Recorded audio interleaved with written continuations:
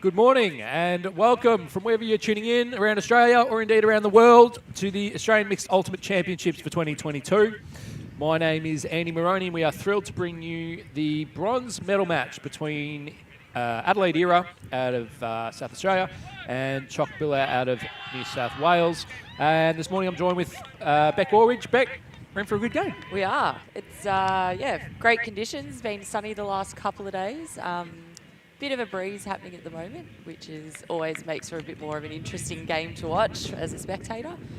But yeah, two really good teams, both of them just coming off a universal loss. So they just lost by 1 point. Golden goal situation happened prior to this match. So bit of energy already used up, bit of adrenaline out there on the field. Yeah, it's a fascinating dynamic. Like, you know, bronze medal matches are sometimes the hardest to play because you're literally just coming off a loss. So you're a bit flat. But you've still got something to play for. You want to take home some absolutely something for the trophy cabinet. So, but I think the fact that, like you say, both teams coming off a universe point loss means that they were right there. They're right amongst it. They're probably evenly matched. I guess it also sets up the final in a really good way as well. Yeah, absolutely. For the game that comes. But for now, we are going to spend the next 90-odd minutes working out who is going to take home the bronze medal as we see the first pull of the game go up. It is Adelaide pulling to Choc Billa. And it's rolled out, I think. So a little bit about these teams. Choc Billa out of Newcastle. Kind of the, I wouldn't say rival team, but a different team to Pie Wagon, which is absolutely. So they're a brand, this is their first ever mixed nationals that they've come to as Choc Billa. So not doing bad if you're first ever you're rocking up to a bronze medal match. Yeah, absolutely. Absolutely. A few people that have been playing for a while on that team. And the Adelaide team, we put a little asterisk around the Adelaide team as we watch it on the line there. Castrogano tries to go up the line, can't get it. And it's turned straight away, quick turn. Nice chance for a break, nice and early. Wide flick, middles it. Another break flick, but Castrogano is going to take that one over Chris Hill. And we're back where we started. So both teams at this point just kind of taking it easy, feeling each other out. Oh, I say that. Famous last words. As Bambiatis absolutely sticks one. And Alice C throws. And then she throws the goal. And that was 30. Catching the goal there. So what were you saying about teams taking it easy? Sorry. Take it all back. But way to take an absolute opportunity because there wasn't a lot of movement in the middle of the field there. Yeah, absolute rip. And she just saw the space, saw the runner and went, yeah, that'll do. Oh, yeah. Yeah. That'll do quite nicely.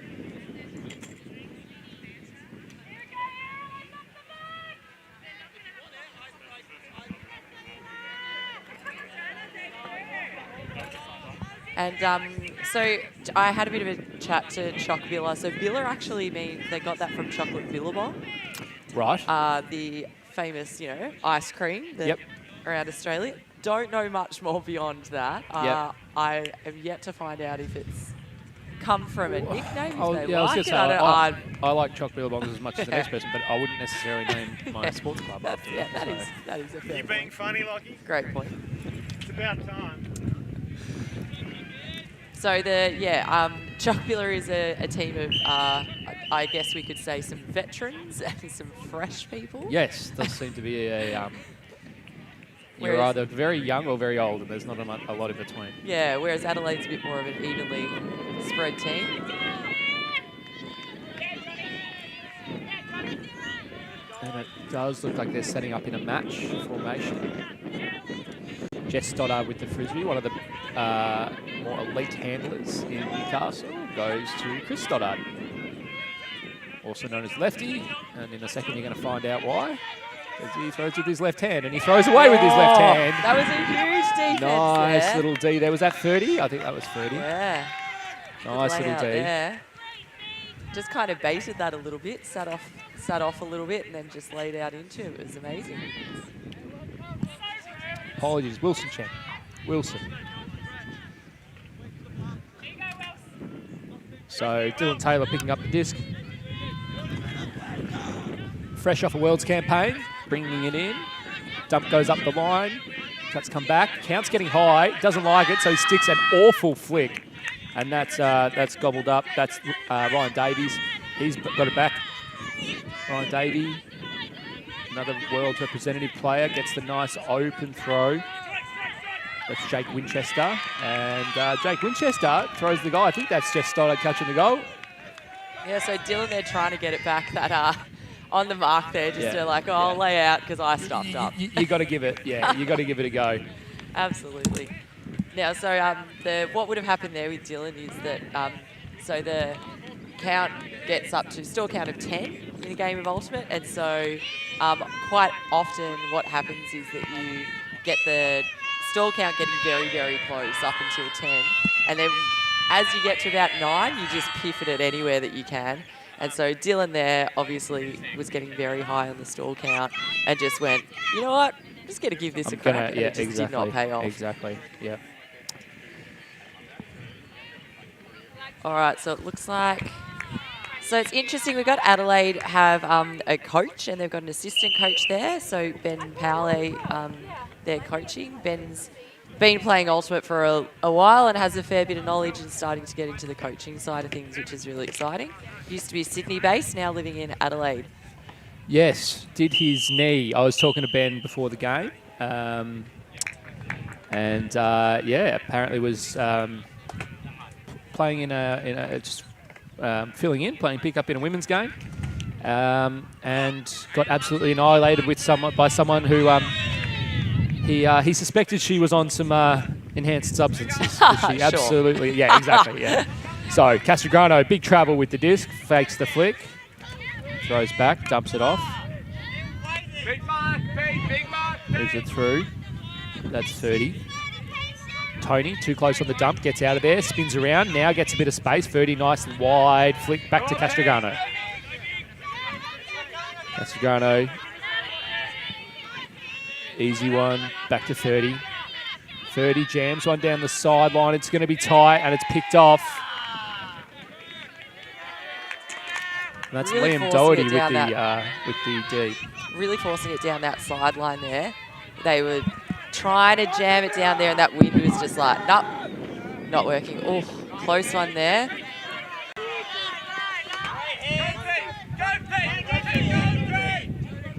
Looking to recenter it, Doherty. Doherty to Malone. Malone looking up the line. Oh, risky nice throw. A little bit of wind caught that.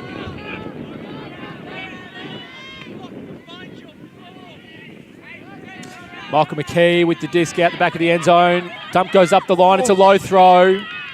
Very low. It was well done coming off the front of the stack. It was Alice C. Kind of noticed that they kept pushing the dump up the line.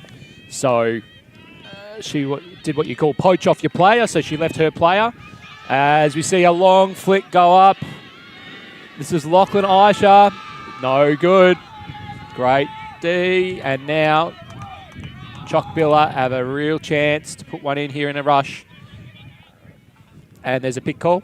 So you'll notice pick, they're putting their hands up, look like they're showing their muscles. So pick is called, it's a bit like shepherding in AFL. So it's when someone gets between the defensive player and the offensive player that they're chasing. And it means that the defensive player can't continue following them, and it's to avoid contact, because Ultimate is a non-contact sport. Doherty with the disc, moves it up. Shara Black, she engages the dump nice and early, thinks better of it, and advances it again to Ash Yetsenga, and they move it back. So some good discipline being shown here. Nice wide backhand, but there's been a pick call, so this one will go back, as Beck mentioned.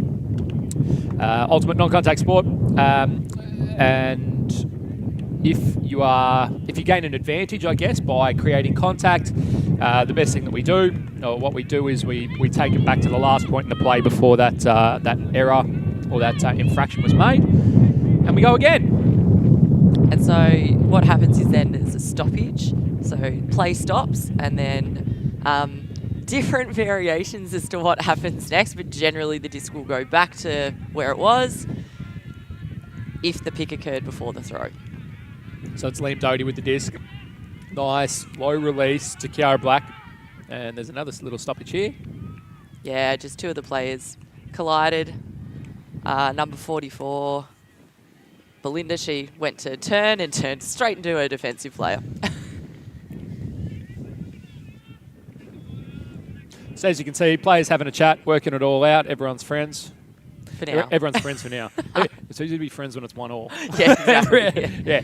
Get to 13-14. Let's see how friendly we're being. But anyway, players just having a chat, clarifying what the stall count will come in on. Players have 10 seconds to release the disc. Really good dump coverage. Goes up the line. That was and Tony incredible play there. Castrogano. Nice little layout block and gets the cannonball. Gets some activity from the sideline as well. They enjoyed it as much as he did. Tony Castrogano just coming off a Worlds campaign himself, World Club Ultimate Championships. And he's going to bring the disc in. Big, wide flick, but that works really well. I think that's to Michaela. Yeah, Michaela Dunmore, one of the best players in South Australia. Moves it to 30. And now it's around to Vi Tran, who I was told by, as we just had an unfortunate turnover there, I was told by Ben Powell, I said, who's had the best tournament? She said Tran. Tran's absolutely amazing. crushed it. Yeah. Had a really good tournament. Yeah, I love it when you get your mixed stats players and sometimes they get their real opportunity to shine. And, you know, in the single-gendered season, sometimes they have a certain role. They have to stick to that role. They get to do something a bit different. So we're going to see the players reset. And they start by moving it really quickly. Liam Doty had a bit of the disc so far, this guy. Yeah, he's... That doesn't work. It's going to be a quick turnover, and there is a goal. So Adelaide Era then taking the lead. And that's Wilson Tran catching the goal. He's been Said his name a couple times, getting a bit of disc so far. I mean, we are just at the start of the game, but he's, I think Choc Billa might need to pay a bit of attention to him. Well, but here's the other thing, so for those who can't see us at home, we've got two team lists in front of us. And this is typical of Newcastle. You rarely see a team with more than 16 players. There are about 30 names on this Adelaide Era. They've got a roster. They've got a big roster. That's true. Whereas Newcastle are running, as I said, they historically don't like bringing many people. So yesterday I was having a few chats and I was told that Adelaide actually, South Australia, intended on sending two teams to mixed nats, and they just couldn't quite get the numbers to do two teams where they felt like there would be adequate. Have a go, yeah. And so they went, you know what, let's just do one and everyone can play. Right. And it's done pretty well for them. Here they are in the bronze medal match. They've done reasonably well. Didn't go perfectly, but they've done reasonably well. Yeah, exactly. Okay, so essay about the pool. I think that's Chris Calavotis. I think his name is. A Greek player, pools. Not a particularly impressive one, but that's okay. So Choc Billa are going to pick it up. It's Stoddard to Stoddard. Easy to remember. Half the team's name. That's the other thing about Newcastle. Half the team's name Stoddard. Lefty, and this time the flick connects. So that's Zach Harding. Zach Harding looks to his dump. Instead goes up the line. And it's Isabel Marshall. Davey with some sweet shades. Goes out wide. He hits Harding. Nice little save. Had to take it twice, but it looks like, is that lefty? Yes, I think so. Chris Stoddard's hurt himself. Something's not okay. So in Ultimate, if there is an injury, everyone just automatically stops, generally.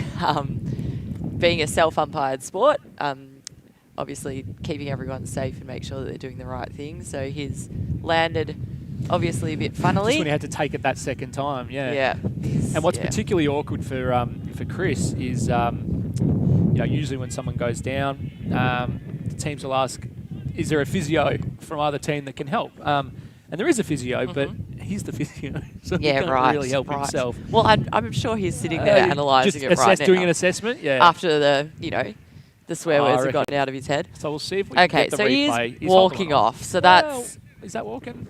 I mean, Yeah, he's hobbling. up on his feet. Yes, he's on his feet. He's on one of them, definitely. Yeah. So I don't know if we'll see a replay of that, but like just because he had that little bobble, Yeah. like went down awkwardly kind of on it. So thoughts and prayers. I'm sure we'll see him out here again. So we're going to have Liam Doherty bring the disc in. Goes out to the break side, and that's a really nice throw. That's a really good break. If you want to talk about a clean offensive end zone play, I think everyone in Choc Billa there knew exactly what they needed to do, what their role was, and that was executed perfectly. Not a lot of people cutting all at once, which is sometimes the temptation to try and get the score. I was actually going to torch him because there was a cut that went from one of the female players to the open side that was like well open. I was like, you should have thrown that. But instead, what he did do is he did fake, and that moved the mark across the player, I guess, defending the thrower. As we see. Oh, yeah. It's that little bounce there. Here we go. See it again. Yeah, he's just that twist to try and dive to get there. I think he'll be all right. We'll check in on him in a little bit Doesn't look and that see if bad, he's does all it? right. Yeah. Probably putting a bit of mayo on it. Yeah, I think he's just taping up on the sideline. He's been playing a while. Give the man a break. Yes, that's true. That's true. He's in the It's older all getting generation. a bit old and creaky, and get some WD-40 in there. That should be fine. But yeah, he torched that wide open player, and I was like, oh, you probably should have thrown that. But what it did, it moved the mark across, and he got to throw that nice wide break. So that was good. So we got a game. As we see another pool go up. For those at home, if you're wondering as to why the pools aren't great, we have a right to left breeze. So those throws, those pools are going into the wind. It is quite a significant wind. It's going to play a factor. And we see a wide flick go out, and I think that is as much a to the point around the wind. Yeah. That's as much a punt for territory as anything. So didn't quite work. A little bit of a miscommunication between Marty and Michaela, but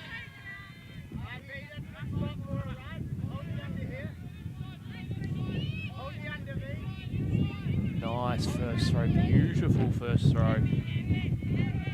Ella Malone moves it in. Chris Hill. Chris Hill puts up a beautiful backhand, and that's going to be reeled in really well by Kiara Black. Looks to engage a dump nice and early, but it's really busy behind the disc. And she throws a speculator. This one is going to be a pack grab. Good luck. Oh, I thought Chris Hill was going to get that there. I thought he looked good too. Castrogano, he's got one absolutely free as a bird down the back. Oh, what a shot. And there's a travel call. You did say before.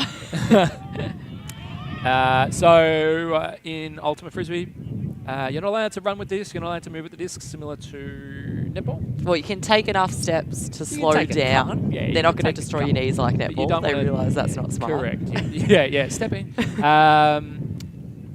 But you're not allowed to take the mickey. So, so the discussion here between the two players been playing about 10 years, so I'm sure it'll be a very respectful chat. I think Chris will be saying, Tony, you basically ran up to the line, you stepped around. Yeah, absolutely 100% of travel there. We've seen it on the replay.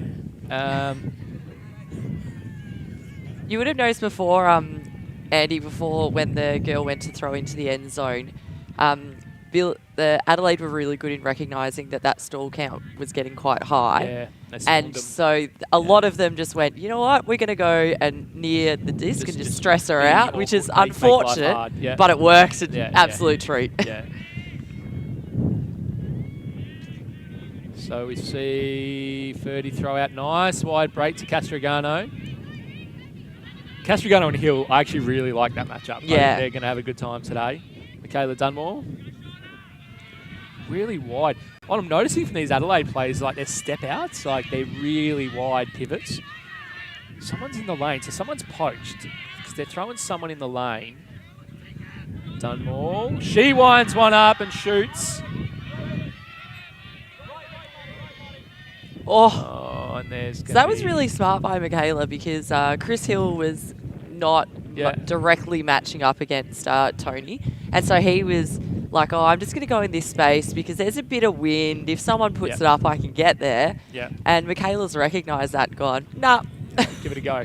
Yeah. So for those unfamiliar with the sport, wondering why Tony's got the disc, there was a foul call. Tony called a foul. He believed that Chris Hill, as he throws the goal to Marty, he believes that he was impeded.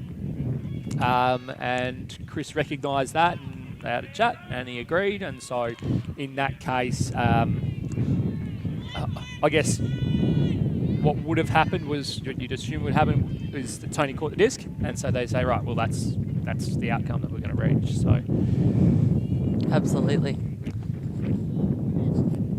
So, I mean, we've got Ben Powley with the whiteboard there. I've yet to see anything written on the whiteboard. No, I don't actually know if he knows how to write. So oh, right. Okay. Yeah, I think it's just there for like... Right, okay.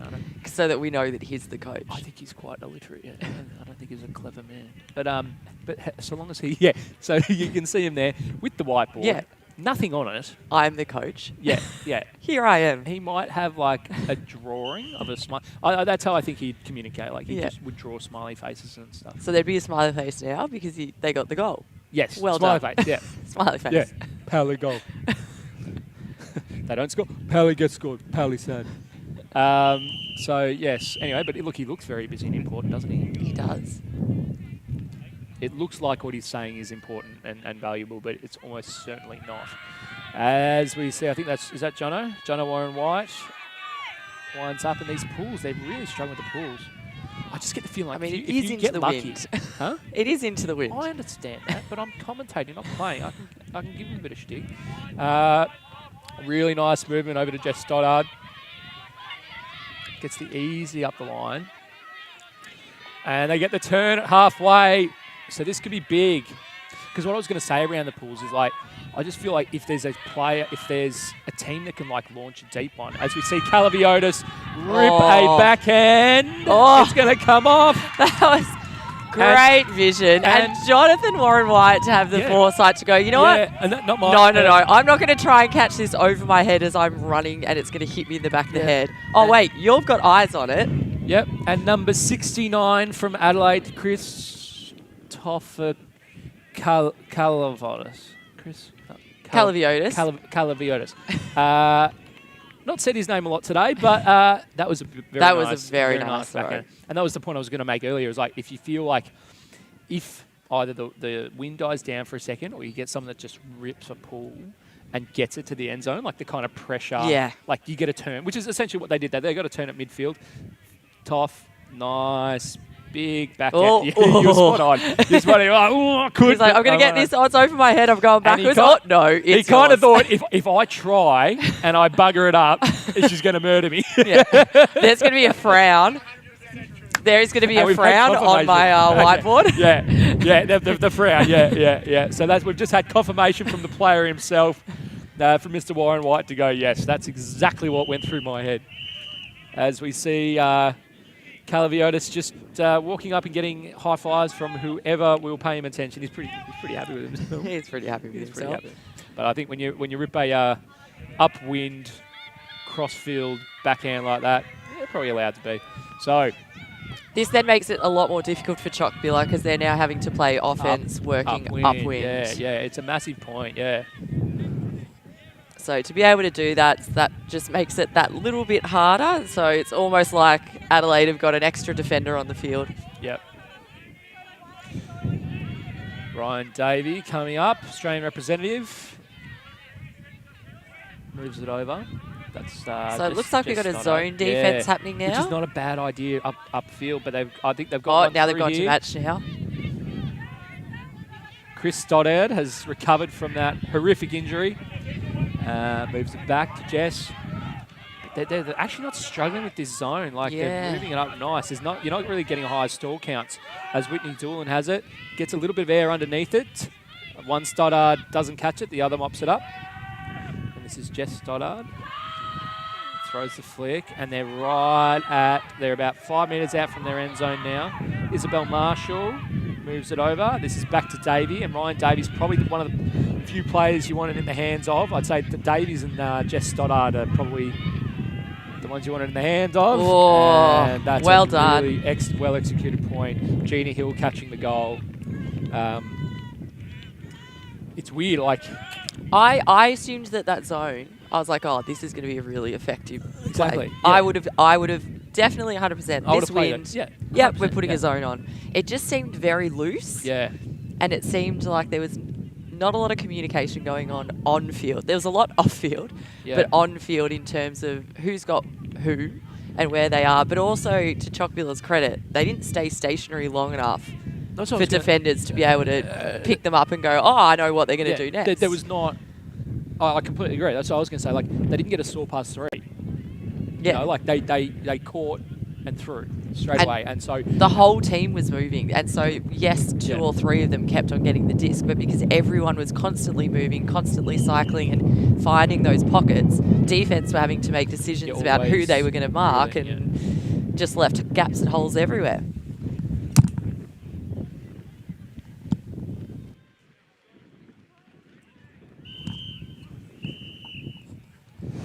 All right, so, I mean, Beck, you made the point at 4-2 that we're going to have a hard time working it up.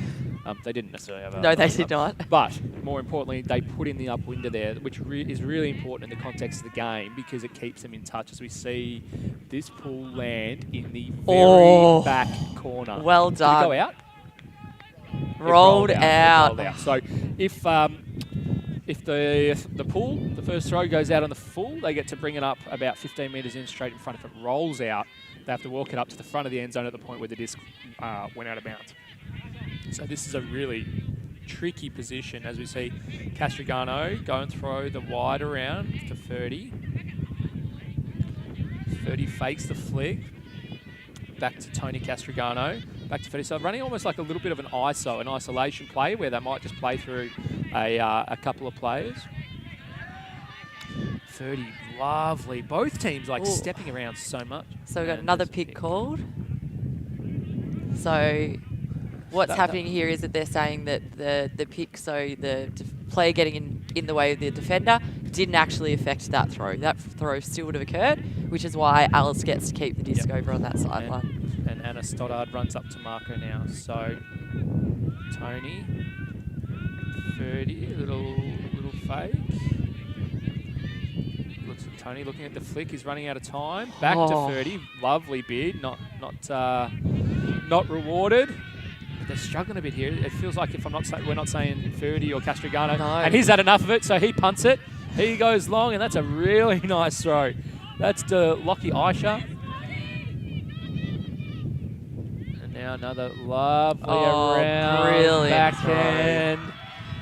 Very pretty, but well done by Tony to be able to get that off because they did look like they were struggling. So they were making their cuts, so the running that they were doing were getting closer and closer to the disc, and that is a sure sign that they're getting stressed. Yeah. Well, I was wondering, I was like, is that a frustration huck?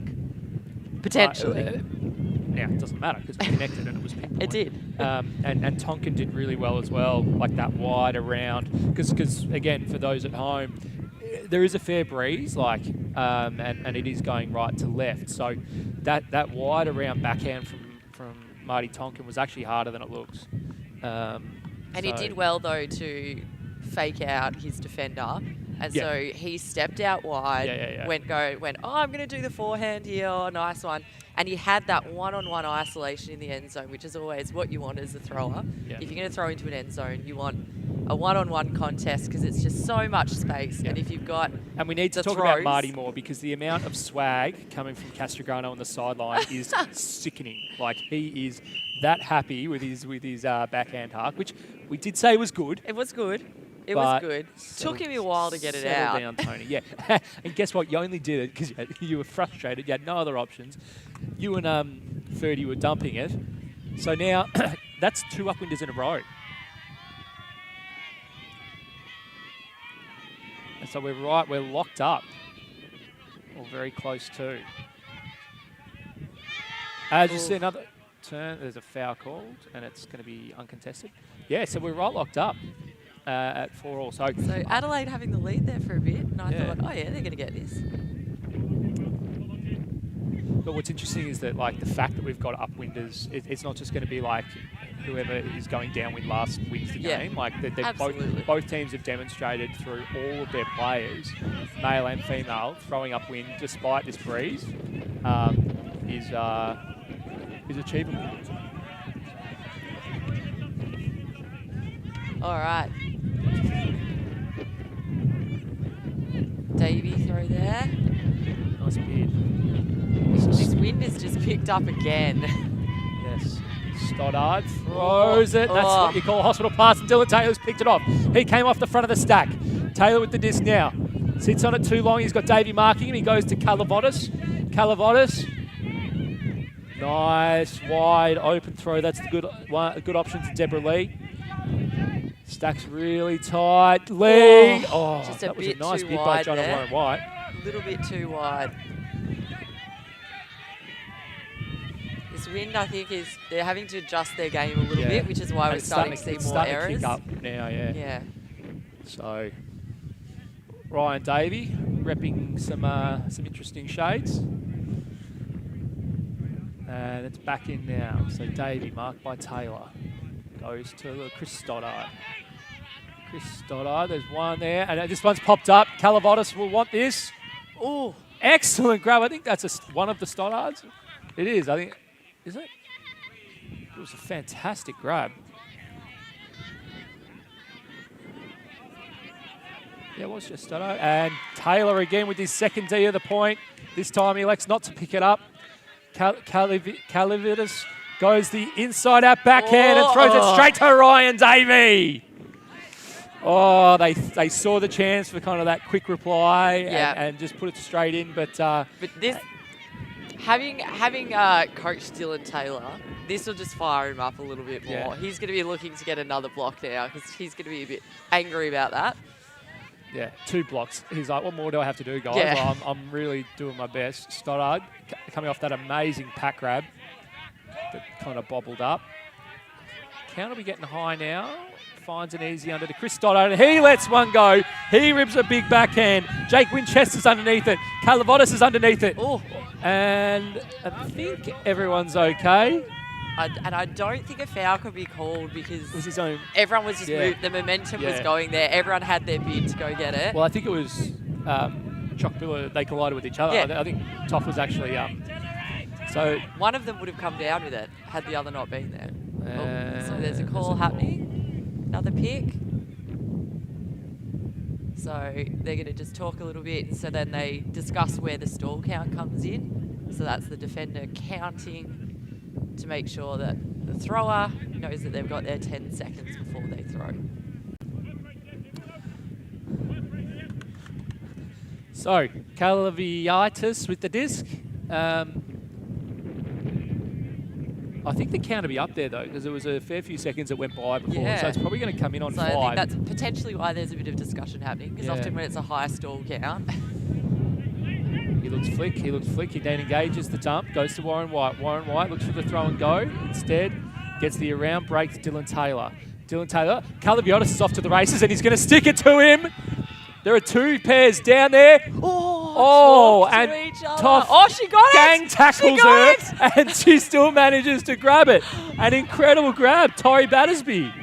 That is huge. And then Toff catches the goal, despite trying to annihilate his own teammate. He's a greedy man. That was an incredible point.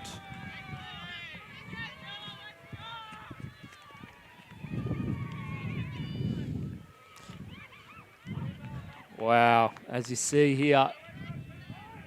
Yeah, that was Tori Battersby just getting batted into by Calavitis. What a grab. The fact she managed to hold that under that kind of pressure. And we're going to make a quick update to the scores here. We've been getting a little bit excited. The score is 3-6. So Choc Billa 3 and SAS 6. Apologies to those at home. After that goal. Haven't really seen something like that before. That was that was impressive. The fact that she had that. He then decided to jump on top of her, so she just curled up in a ball, copped it, and then she's got up and, yeah, all right, whatever. And you've Here we go, see it again. And Beck, you've played as a receiver for some of the most. You're an Australian gold medalist. You played for. It's hard catching goals. Yes. It's a lot harder when you've got an 80-kilogram Greek man on top of you, I would imagine. It's also difficult to catch goals when you hear the pounding footsteps coming up behind you. But not just the footsteps, the actual person. So anyway, we're back. Choc Billa need to just maintain a little bit of proximity here as they see the wide around flick. Nice bid. That's Stoddard. They have been. So neither team afraid to get on their guts and grab that disc. It's good. We've seen some good bids so far. We haven't. A last point notwithstanding, we haven't seen too many come off, but we've seen people like Warren White and Calabotis and things like that. Dylan Taylor picking up the disc. He's a versatile player. He was playing in a receiver, a long cutting position before. And if you had told me 3 years ago he'd be the one picking up the disc, I would have questioned you. Well, maybe I wouldn't have. That's why Stoddard gets the interception, goes to Gina Hill. Gina Hill, nice, a wide background. And they get a nice little cheapie there, a little bit of miscommunication on the defensive side. And it is now 6-4. So Choc Billa making it look a little bit easy there. That was after a couple of long points. Yeah. And that's kind of what they need. Like, exactly. Like 6-4, you're in the game, but if you play that point again, you're either 6-4 or 7-3. Yeah. And that's a very big difference. Yeah, so in the context of the game, that point, it's important they just maintain proximity. But yeah, we got a game. We do have a game. Exciting times. See if we can see what faces on the whiteboard right now as Ben Powley walks up to his team.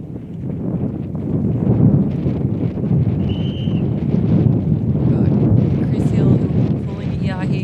I enjoy watching him pull. He has a very nice throw. Always has a smile on his face when he's playing Ultimate as well. I don't think I've ever seen Chris Hill play a game of Ultimate without a smile on his face. I don't get him because I used to play, and you play a 4-day tournament. For those who are unfamiliar, you play 3 to 4 games a day. They all go for 90 minutes, so you're knackered by the end of it.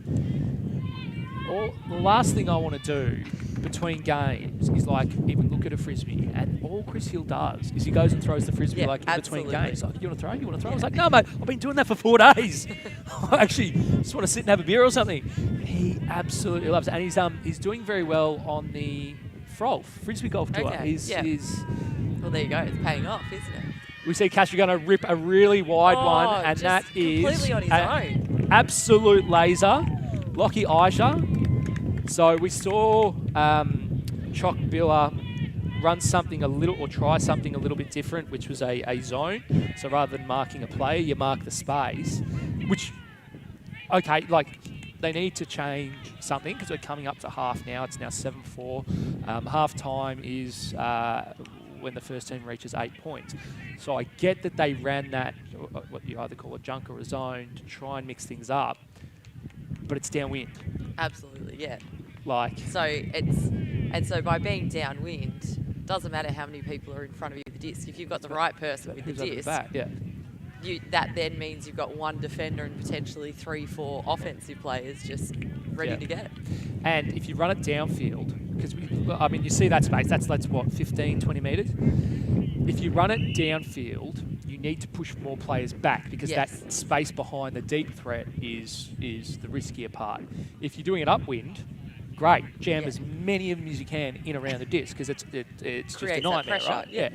But you've got to call what we call play loose behind, loose back. You've got to pull your wings back, as we see Calavitas ready to pull.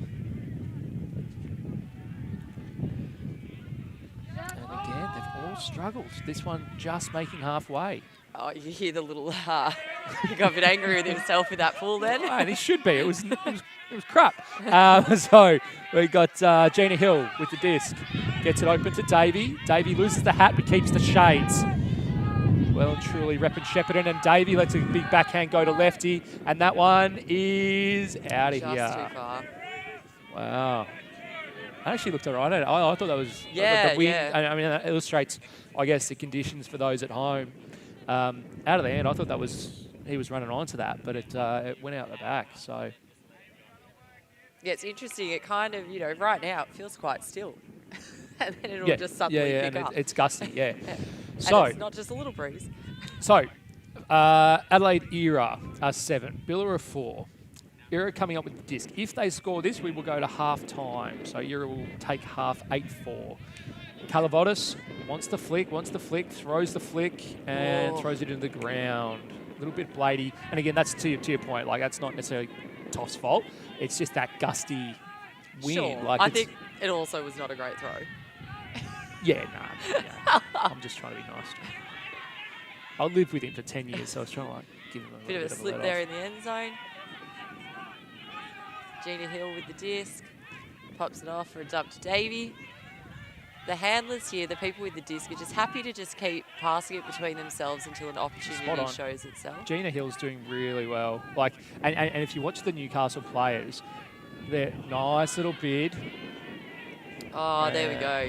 They were just waiting for that moment. Happy to just keep passing it around. Yeah. Not rushing it into the end zone. But the handlers for Choc Billa, like, as soon as they throw, they're moving again. Oh, absolutely. They're not what you call golfing, which is a golf. You hit the shot and you watch it.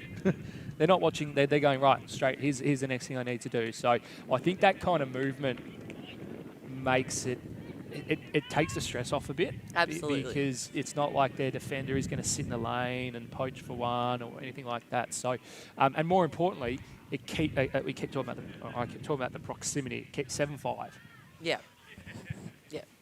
There's a big difference between going to your halftime huddle at 4-8. 7-5 or 8-5 or 8-4. Yeah, absolutely. So even if Era scored this point 8-5, we've seen plenty of games that reverse. This weekend in particular, there have been a lot of very, very close games, and there have been a lot of games in which teams have been in front at half, and then they've lost it. That's happened this weekend. All right, hold on. None of the all right, pools. what are you saying though? Okay, so who's your tip? Oh, no. Are you saying Billa's going to win? I'm not putting that out Hold there. on. Get off the fence, Warbridge. What would you say? Who's going to win? Right now, how these teams are playing, I would say that Era is going to win. Yeah. But now that I've said that, what is it? Commentator's curse. Yeah. And they're running this junk again. Oh, half a sniff. Tonkin moves it out wide. Just landed inside with Lockie Eisner. Back Tonkin. So Adelaide very happy to keep what we call swinging it across the field. They're not just going to stick to one sideline, looking to bring it back across and just make those people who are close to the disc keep on running. Half a sniff from Hill. Jumped too early. It's the right option, though. You had to go and put that pressure on. Even some of that inferred pressure, you might get the turn, especially in that wind. But I'm surprised they've gone with this downhill or downwind junk again. And now... But it has slowed Era this time. Yeah, this time is better. This time better, and we can't see it, but if you look downfield, they're playing a lot more conservative downfield, which is why Era are having to do a lot of more 5-metre passes rather than 50-metre passes. It's a bit of a dangerous spot right here. Yeah. Front of the end zone. Got a lot of people in a small amount of space. This counter be getting up. Nice. Great work to get it out there. Tonkin. Castrigrano. Back to Marty. Looks to feed the birds. Throws the backhand. And there we go. We got a goal. And that is half. Era out of Adelaide / a few other places take half, 8-5. Absolutely. But like you were saying before, as much as I did want you to, put your money where your mouth is and pick a team, we've seen the last 2 games, both their semis go to universe points. So this game is not over by any stretch. No way. There's I think there's still some chapters to be written in this game. And this whole tournament, no team has come to the end of this tournament without a loss. Yeah, mental. There's been so many, the so pools good. were nuts, crossovers, trying to figure all that love out. it. It's been good because, up until the end of yesterday, anyone still could have been in the finals, which is what you want. Yeah. So we're going to take a short break. As we take half time, we'll go and catch up with the teams, hear what they're saying in their huddles, and we'll be back with you in a few minutes' time.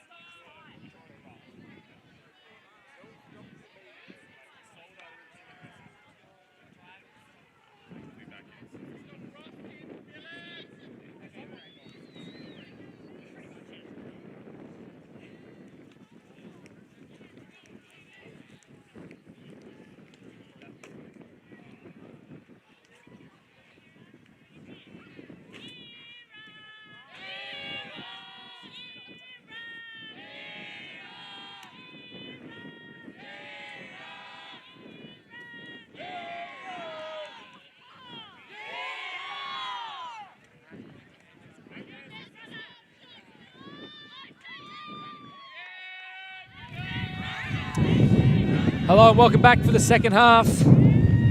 As we see Jonathan White send up the pull. Era took half 8-5. Ryan Davies swings it nice and early. Jess Stoddard, probably the best handler in Newcastle at the moment, throws it out wide. And a nice grab taken by Jake Winchester. He goes low and there's a foul called, however, it was thrown a little bit behind her. Yeah. She may have grabbed it, but... Yeah. It's one of those ones, so it's a Deborah Lee's uncontested. It's one of those ones that, had she not made the mistake, there still may have been a turn, but she did. So Chris Stoddard now with the disc. Moves to Jess Stoddard. Sorry, Gina Hill. Gina. Big step out, looks for the dump. Dump gives her nothing, so she goes to Davey, and Davey throws a nice wide open goal. It's exactly what Choc Billa needed. So quick chat to Adelaide during halftime, and they said that their message was just keep doing what we're doing. Yeah. Don't need to change it up, just keep rolling. What a deep, complex and insightful message. Yeah, well they did have other messages, but they were like the team messages, and no one really understands what that message was. I think just that one was a quiet one for the team. But anyway, I think Adelaide happy with how things are rolling at the moment, and they're just going to keep them rolling through, which is good to see. Nice, easy point there for Choc Billa to get the ball rolling again after half time. They would have liked having come out after half and getting one on the board. Yeah, exactly what you want. No, nice. No. I don't think there was a turn. It wasn't a turn in that point. No, there was the foul, but not the turn. Yep.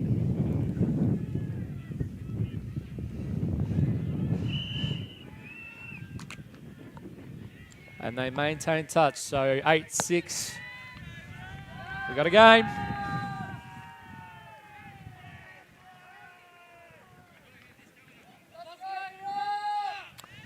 See this pool go up. This one's a little bit better. This one probably makes the brick mark. 30, moves it to Castragana. They again going, no, it is match. Really nice. So Melissa Chan.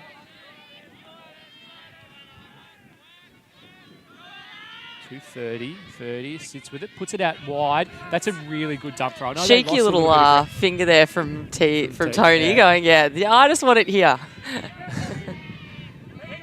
Moves it out. Tran. This was someone that we got told from the team earlier has had an excellent tournament. Goes the one. Tony goes up the line. He's well covered. Really nice inside break. That's a great throw. Opens up the whole field. To Lockie Eichner. Moves it over to Chan. Michaela Dunmore. Michaela winds up a big backy, but it's straight down Luke Pross's throat. So he grabs it, and there's a chance for a break here to just narrow the gap a little bit further. Big wind up, thinks better of it. Moves it over. This is Liam Doherty. Doherty winds one, but it is not good. That just didn't come out well. Saw Prosser going and went, I like the odds of this. But then that wind went, no, not today. Interesting, so before Adelaide set up on what we call a horizontal stack, so instead of making one line in the centre of the field to create cutting space, I think they've recognised with the wind they need to have a bit more movement from all areas, but also whilst alleviating a bit of space, so they're setting horizontal. Oh, great movement there. And Michaela just going, you know what, look who's got the disc, I'm going to go. And I think they're going to call it a goal. So I think I think it's more confusion about where she was when she landed, whether it was in or out of the end zone. So not another travel for Tony. Castragana to Dunmore. That's not a bad connection. So I think in that, when you've got a horizontal stack as well, that allows a bit more for that opportunity for Michaela to look around and go, you know what, everyone's still standing still, I'm going to go. We're down, it's going to go downwind. She's got speed on her side, most definitely. helping her along. So Now, I you think would have that noticed makes that, it 9-6 now, does it? Yeah, 9-6. You would notice that there are people wearing green walking up and down the sides of the field. So they're our game advisors. So in Ultimate Frisbee, it is a self-umpired sport. However, at times, when you're in the heat of the game or in the middle of a collision or something like that, you don't always have the best perspective about what's happened. And so game advisors have been introduced just to be a neutral observant of what's happening on the field. And so if there is any time where there's a bit of confusion or don't quite know what's going on, the players can ask for extra information from the observers. Now, the observers don't actually influence the game at all.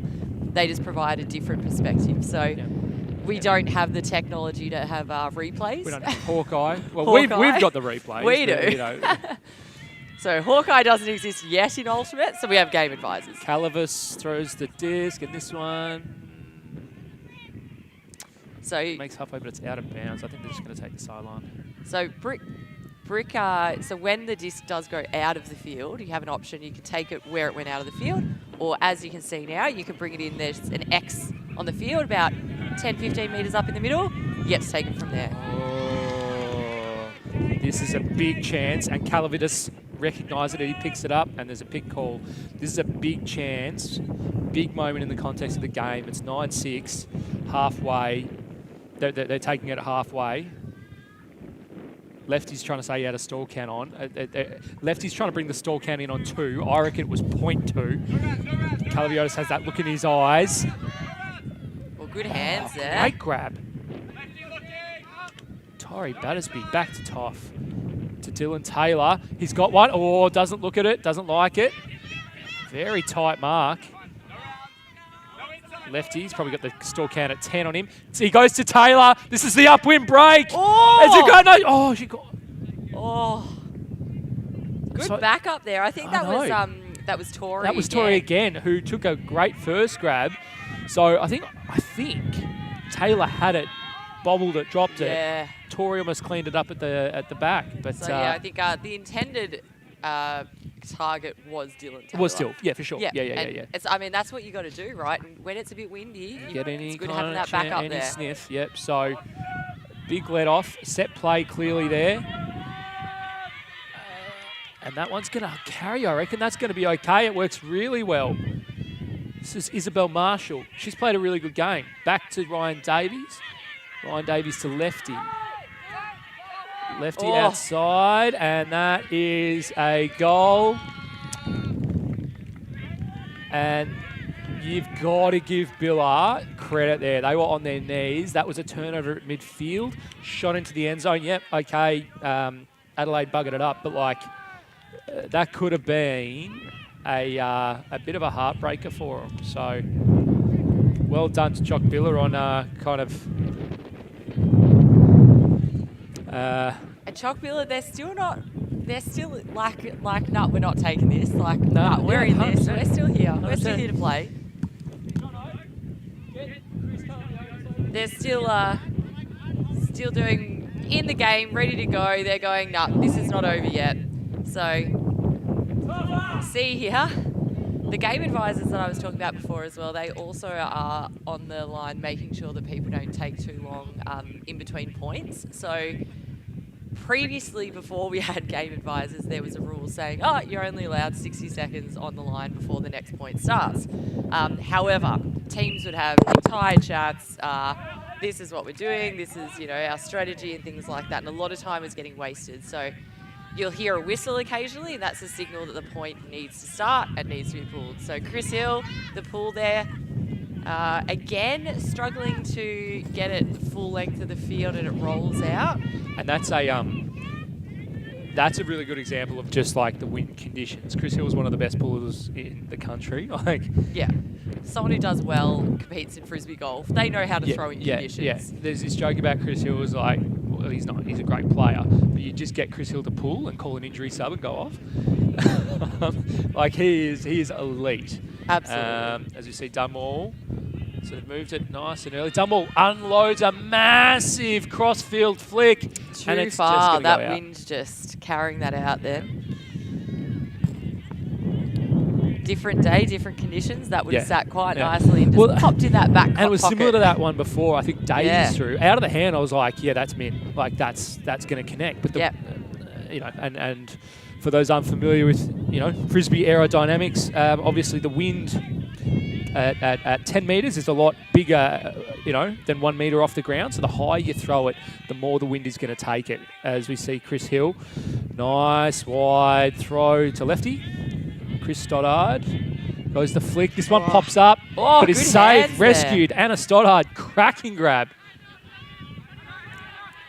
Engages the dump, goes to Chris Stoddard, and he's got Chile. Chris Hill, absolutely free as a bird, catches it on the end zone line. Oh, Tonkin was hunting a little poach block. Prosser.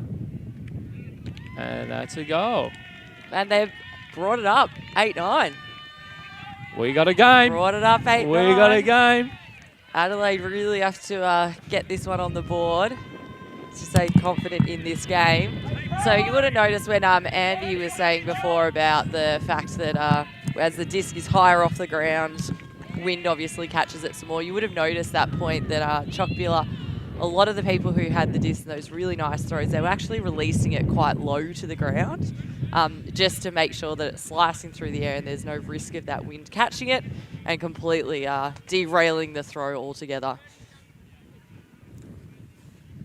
That was a wonderful throw there. I mean, if you've got Chris Hill on the receiving end, so long as you put it out in front, he will run onto that. He runs all day. He runs all day. He is that annoying player to mark when you're playing against him. You don't want to. It's a misery. It's a misery. When I see when I used to play against him, and I'd see him running down, like he plays for I-Beam in the men's competition, and there are 7 players. And people like John Greenfield and Tim Lavis, these excellent players who were a nightmare to mark and be marked by. But every time running down, I was like, just not Chris. Yeah. Just not Chile. Just don't. Please and don't. without fail, Chile comes to me and I was like, mate, what are you doing? Do you know who the person who is currently on the field that was that for me? Michaela. Yeah. She will just you're keep in running. for a day. Yeah. Yeah, it's like, okay, how can I just minimise damage at the moment? All right, so Chris Hill, downwind now. Let's go. An absolute laser, and Calavides thinks better of it. Lets it go at the back. So as Beck mentioned before, if the frisbee lands out of bounds on the full, you take it from what we call the brick mark, which is about 15 metres up straight in front. If it rolls out, you take it from the front of the end zone at the point that it rolled out of the field. Rolled out. So that one rolled onto a complete another field. That was halfway into the next game. So really interesting point here, because it's 9-8, but SA have to score up wind, and the wind is probably as fierce as it's been, I reckon, Beck, since the start of the game. But interestingly, we don't have a zone put on this time. Yeah. Taylor does well to keep it in bounds, but Wright jams in on the sideline. Ferdy gets engaged as the dump. Ferdy, excellent up the line dump cut, not on it. Calavides. He doesn't like what he sees. He dumps. He does really well. He clears really well. And he's actually turned the clear into a cut, and he's run onto it, and that's a really good one. They're a live chance here. They're about 15 metres out from their end zone. Toff doesn't have a count. Now he's got a count. He throws the flick to Castrogano, and they've got the goal. Little fist pump from T. Cass.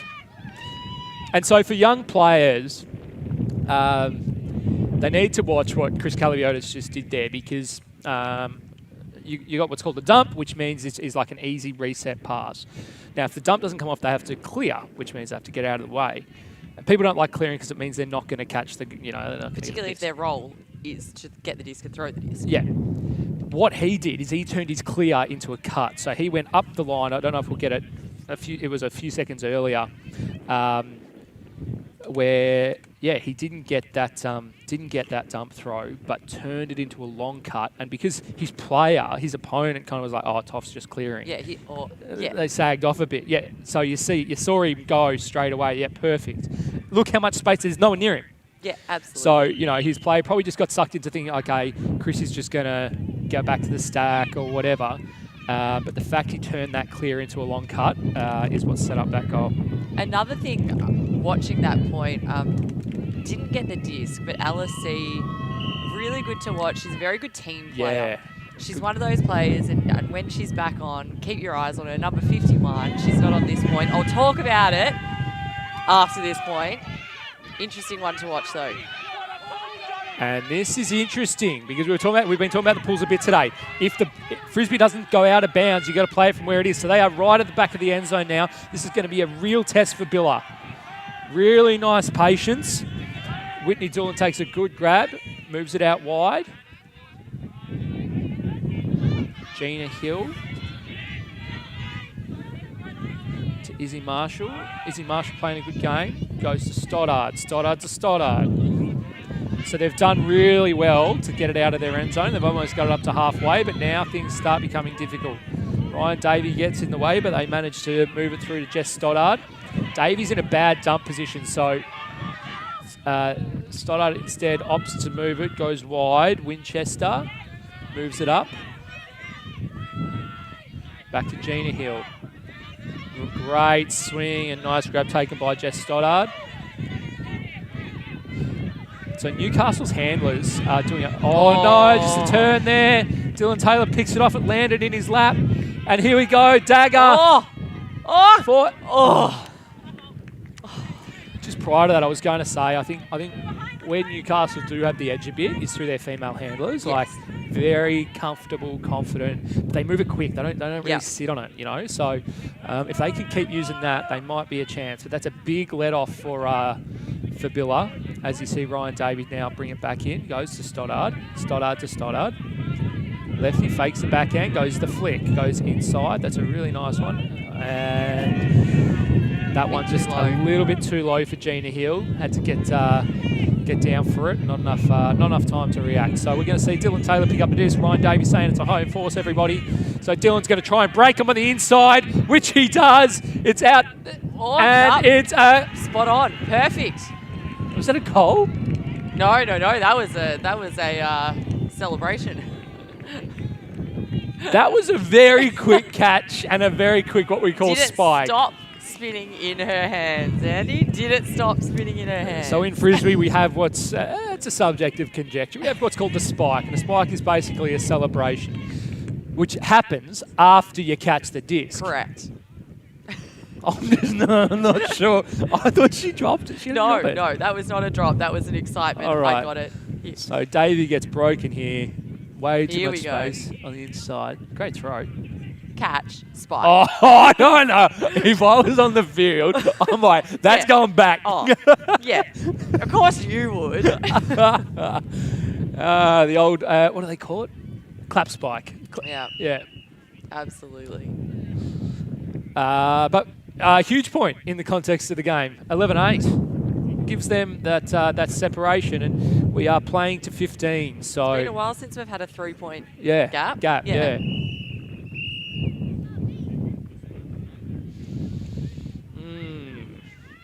The old clap spike. I have to try that one soon. See how it goes.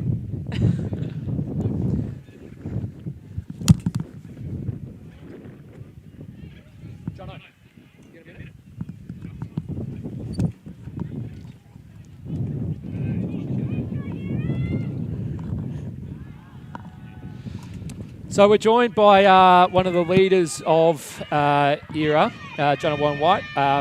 You've just opened up a 3-point gap. That must feel good. It's kind of, I think this is the first time we've had a 3-point gap in the second half. Yeah, it was. I mean, like they put that offense in upwind, which really made it like really important that our could do the same and then put us back and get the break back. It's a tight game though. We played these guys in the first game of the tournament and it was this tight as well. As we see a turn. So you are predominantly, and we see Calaviotis, the man of the moment, throw an absolute speculator, and that is going to be a turn. Nice D.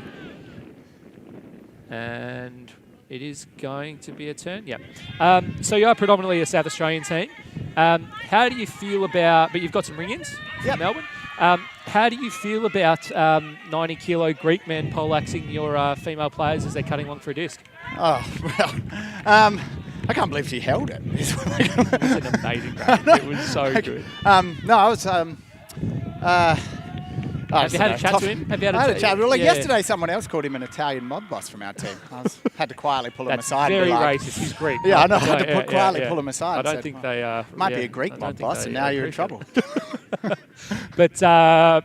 But you must be pretty happy. I mean, you're obviously disappointed after the semi, and as close as it gets. But you guys have had a really good tournament. You must be pretty happy so far. Yeah, like the whole tournament is so even. There Yeah. were 3. I think you were saying everyone's lost. No one's undefeated. Yeah, we've had 4 Universe games, including the last one, and gone 2-2, and we had 3-way ties in our pool and 3-way ties in the other pool. But yeah, super impressed. I mean, like we brought a big roster because we wanted to kind of expose a whole bunch of younger people to this level. That can be hard, like managing that sort of thing. But hard managing it. Look at our team list, mate. There are 50 people on this thing. We have to. Have you enjoyed how I'm Brett Middleton, really? Yeah. No, I've managed to get around that one. Look, mate, we'll let you get back to it. 11-9. The game's still live, but thanks for the chat and good luck for the rest of the game. Good. Thanks, guys. So 11-9. Beck, they bring one back. Yeah, it didn't stay 3 for long, did it? Castrogano with the disc. Goes the outside flick to Michaela. Starting to get busy in this game now, Michaela. Sends Tony up the line, doesn't like it. Then does like it. I think that's 30 down there, but double coverage. I think the 30's going to make a foul call, but I don't know that he would have got that. I don't know, yeah. They'll have a chat and back to your point before, this is where we'll see the gentleman in green can, if they're requested, give a perspective. So normally what happens is that the players who are directly involved, they have a conversation about it. Looks like Tony has gone over to also add his input, which is maybe helpful, sometimes not always helpful. But it can be really difficult. Oh, here we go. So we'll see that the game advisor's coming in now. So they're asking his perspective on what happened. Again, it is just a perspective. Yeah. So they won't make a decision. They will just give advice. Usually we have the advisors mic'd up, but unfortunately don't today. Sometimes that's not a bad thing either because the language can get a bit fruity, especially if I'm out there. But yeah, looking at it live, I don't know if he had a... Yeah, it's going to be a contested foul. So it will go back to the last point, the last scenario before the foul occurred. Now, you would have noticed as well during that chat, 3 whistles were blown, and that is just saying that the conversation's gone on long enough. Yeah, get on with it. Yeah. So sometimes people can get so caught up and it ruins the game. Not ruins the game, but it really just stops the game and it distracts from what's going on. People and especially get cold. It's not enjoyable. Yeah, and especially in this kind of like 11-9 a bronze medal match, like we want to see some frizz. Yeah, absolutely. So it's been tapped in. Dunmore throws the around. That wind just copped that edge. Just doesn't lie. So now, she almost, I got the feeling like she thought she knew she was going to throw that before the disc even got tapped in, like premeditated it just too much. And now that's a really nice throw out into space for Liam Doherty. Doherty's got it. Goes the backhand. Really nice low backhand. Luke Prosser's had a good game. I haven't met Luke before, but he seems to be going okay. Agreed. As I say that, he's probably going to turn it now. He doesn't. Anna Stoddard looks over. Liam Doherty. They're right outside their end zone, but they just need to be patient here. Don't try and jam it in, which is exactly what he does. And over the back, Prosser. So that throwaway by Michaela has cost them that point, and now that gap has gone to 1 again. That's when you were right. Done. In her head, she knew exactly what she wanted to do. Yeah, that's right. As soon as that disc got tapped in, she went, bang. I'm going out, and didn't think about wins, didn't think about, Yeah. Because that it came out, and don't get me wrong, Michaela's one of the best players in Australia, right? So, but it came out at 90-degree angle. No one's grabbing that. Didn't give a defender, her teammate, a chance. So huge upwind point put in by Billa, which brings them to 10. Now at this tournament as well, as I was wandering around, there were a couple of people just kind of sitting and watching and wandered over, and the national selections are about to occur for the representative, the men's, women's and the mixed teams to go and represent Australia overseas in the World Championships. And so Did you put your hat, there are a you couple put your hat in the ring, or no, absolutely not. Do you reckon I So could there go are have a a chat couple to of them? players here who have kind of already expressed interest, and so those coaches are here watching. Yep. So that's a bit of an extra pressure Yeah. on these players. Also for the under-24s teams, a couple of those coaches are here okay. as well Yeah, right. watching.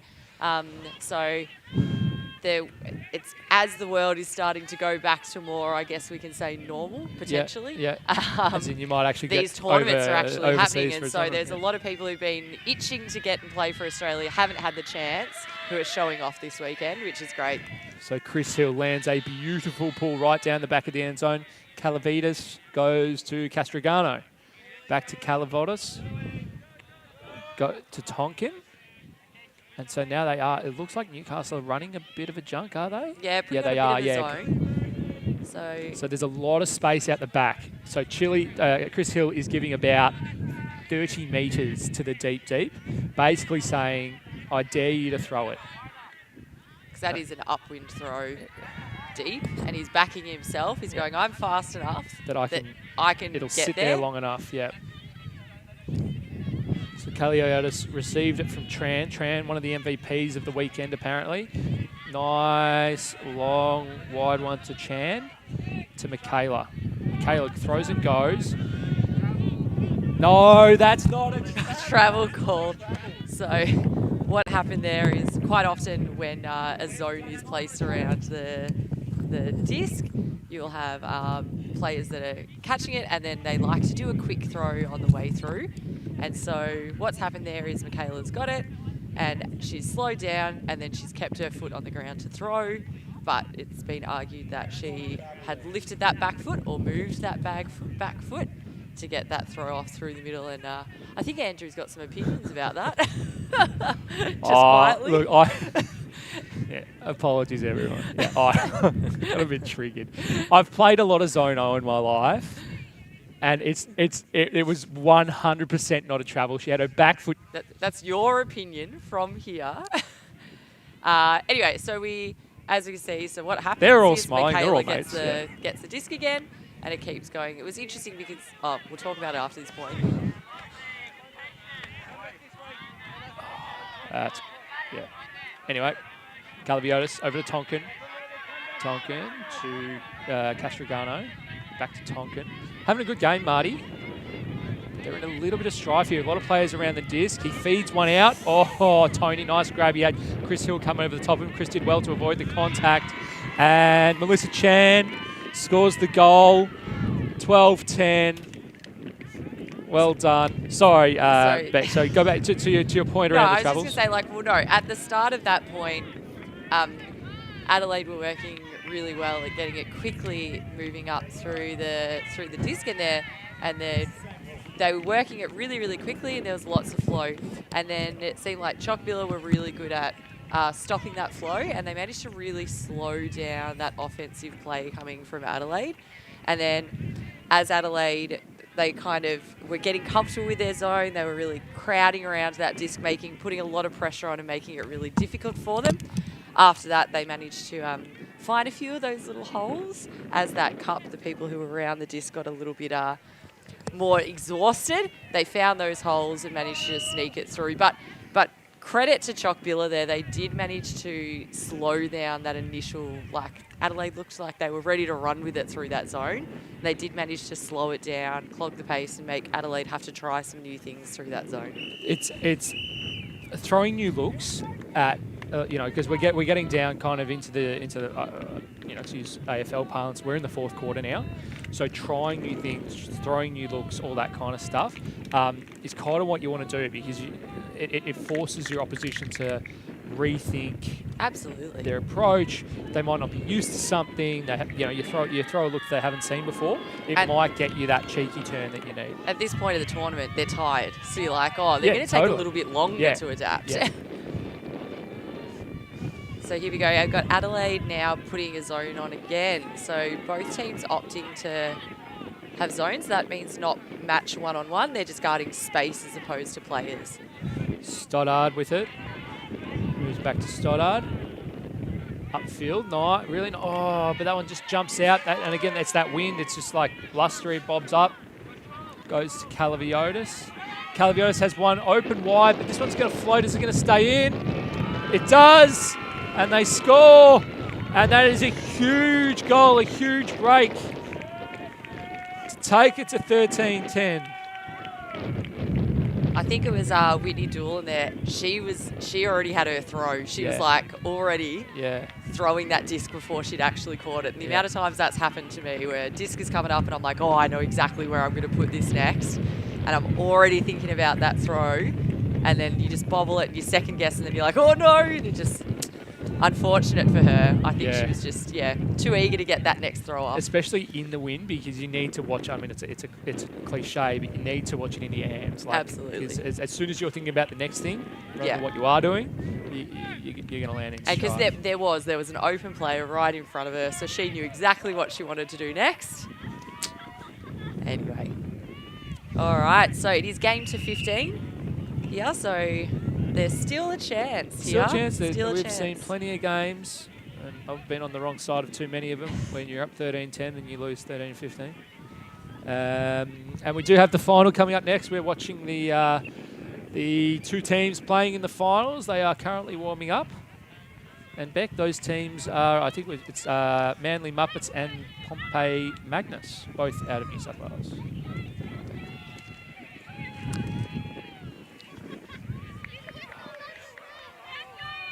So time cap, I do believe, is at 12:30, which is not far. Oh, here we go. So we've got about 5 minutes left in this game. So we may get to 15 or we may get to time cap. It's going to be a close one.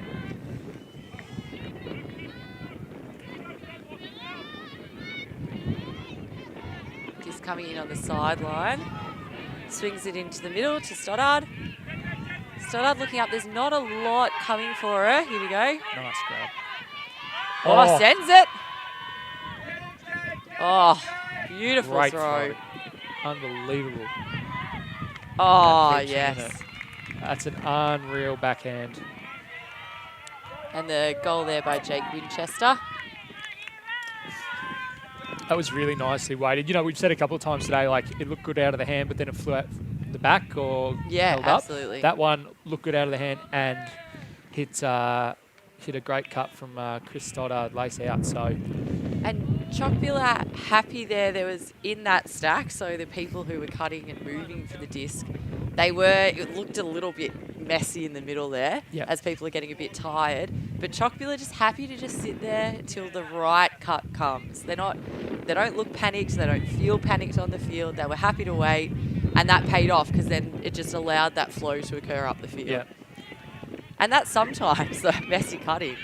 As someone who's predominantly played defense, it kind of stuffs you a bit because you don't expect that to happen. And then by the time the disc has come out, someone's caught it. You're too busy being like, oh, where's my player? What's going on? Get that nice flow.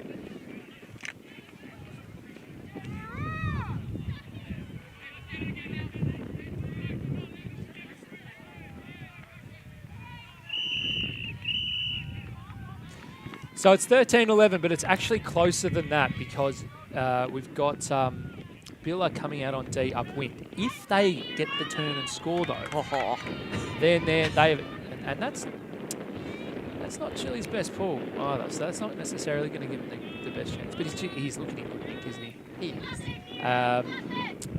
Sorry, kids on the sideline here as well.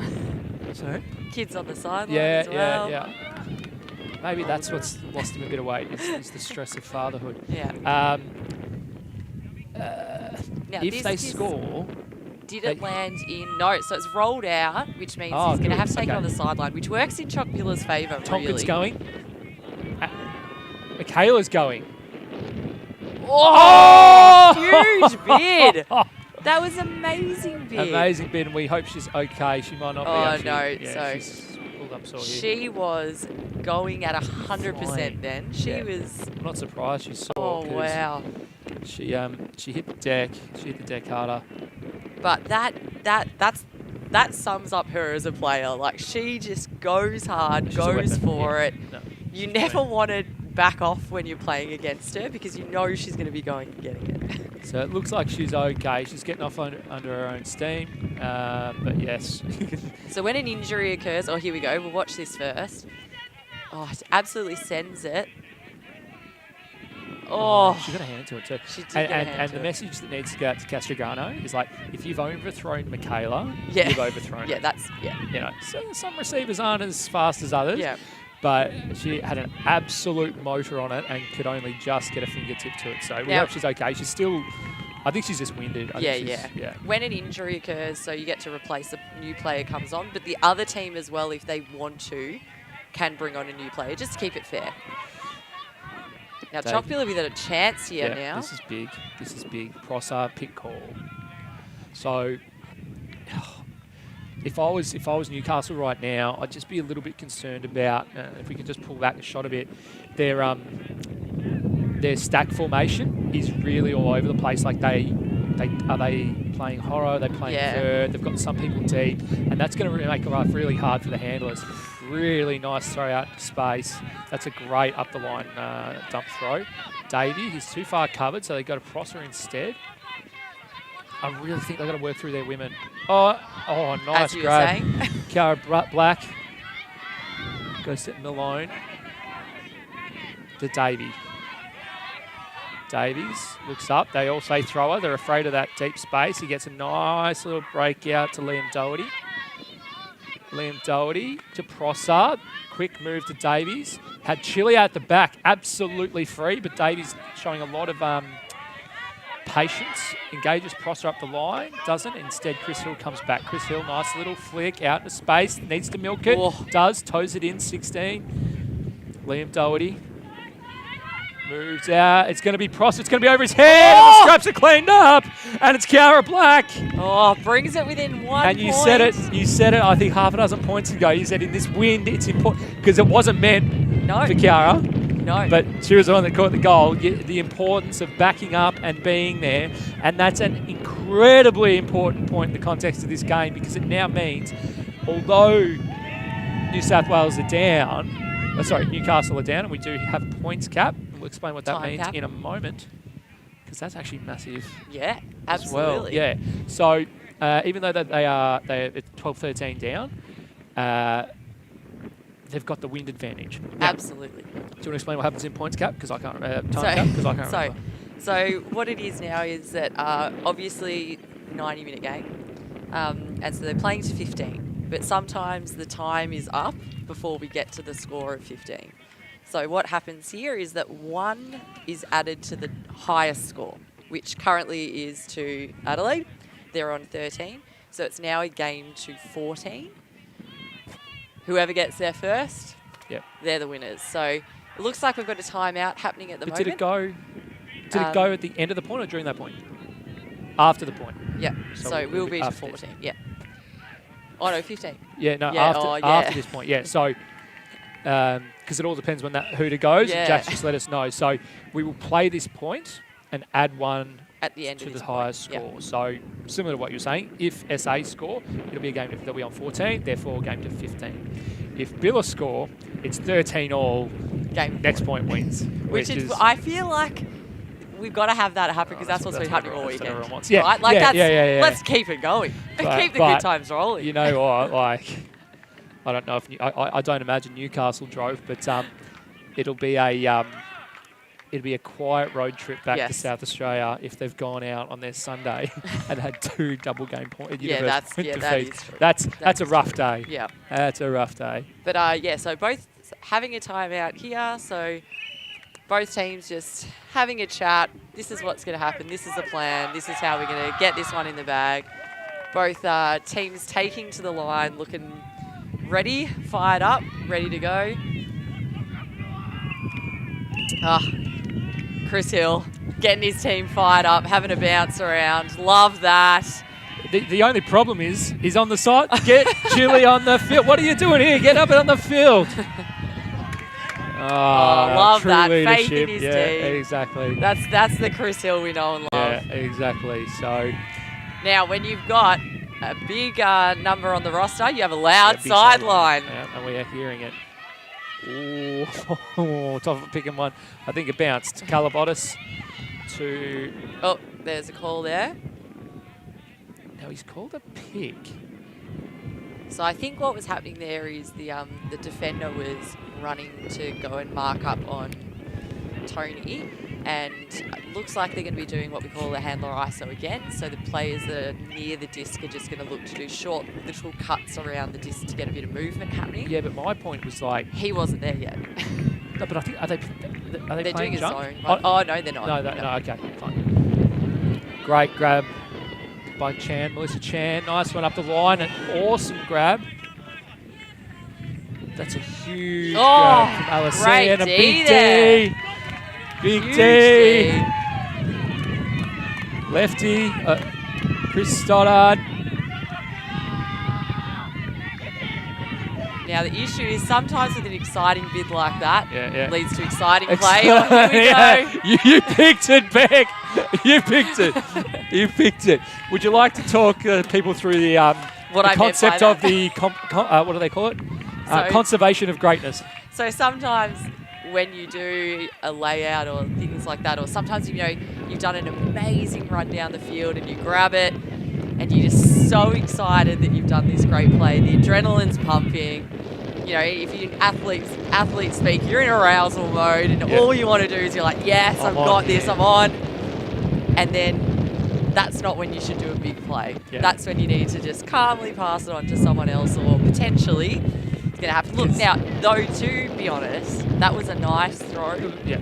However, in this wind, he put too much on it and it just sailed out the back. But, I mean, we're in the 25th point of the game. Yeah. We've seen that happen. Like, you've got to adjust. We call it, again, it's a cliche. You've got to adjust for the conditions. Player. It's like, So, and he threw that from directly in front of us. Yeah. The smile on his face, because he had just done something sick, right? But he was ready to go. So, Tony throws a turn.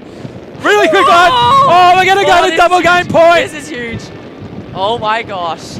Okay. So, that was just a complete... South Australia were just there. They had the disc. They were comfortable. They were like nice and easy. Too relaxed, though. Eyes weren't open up.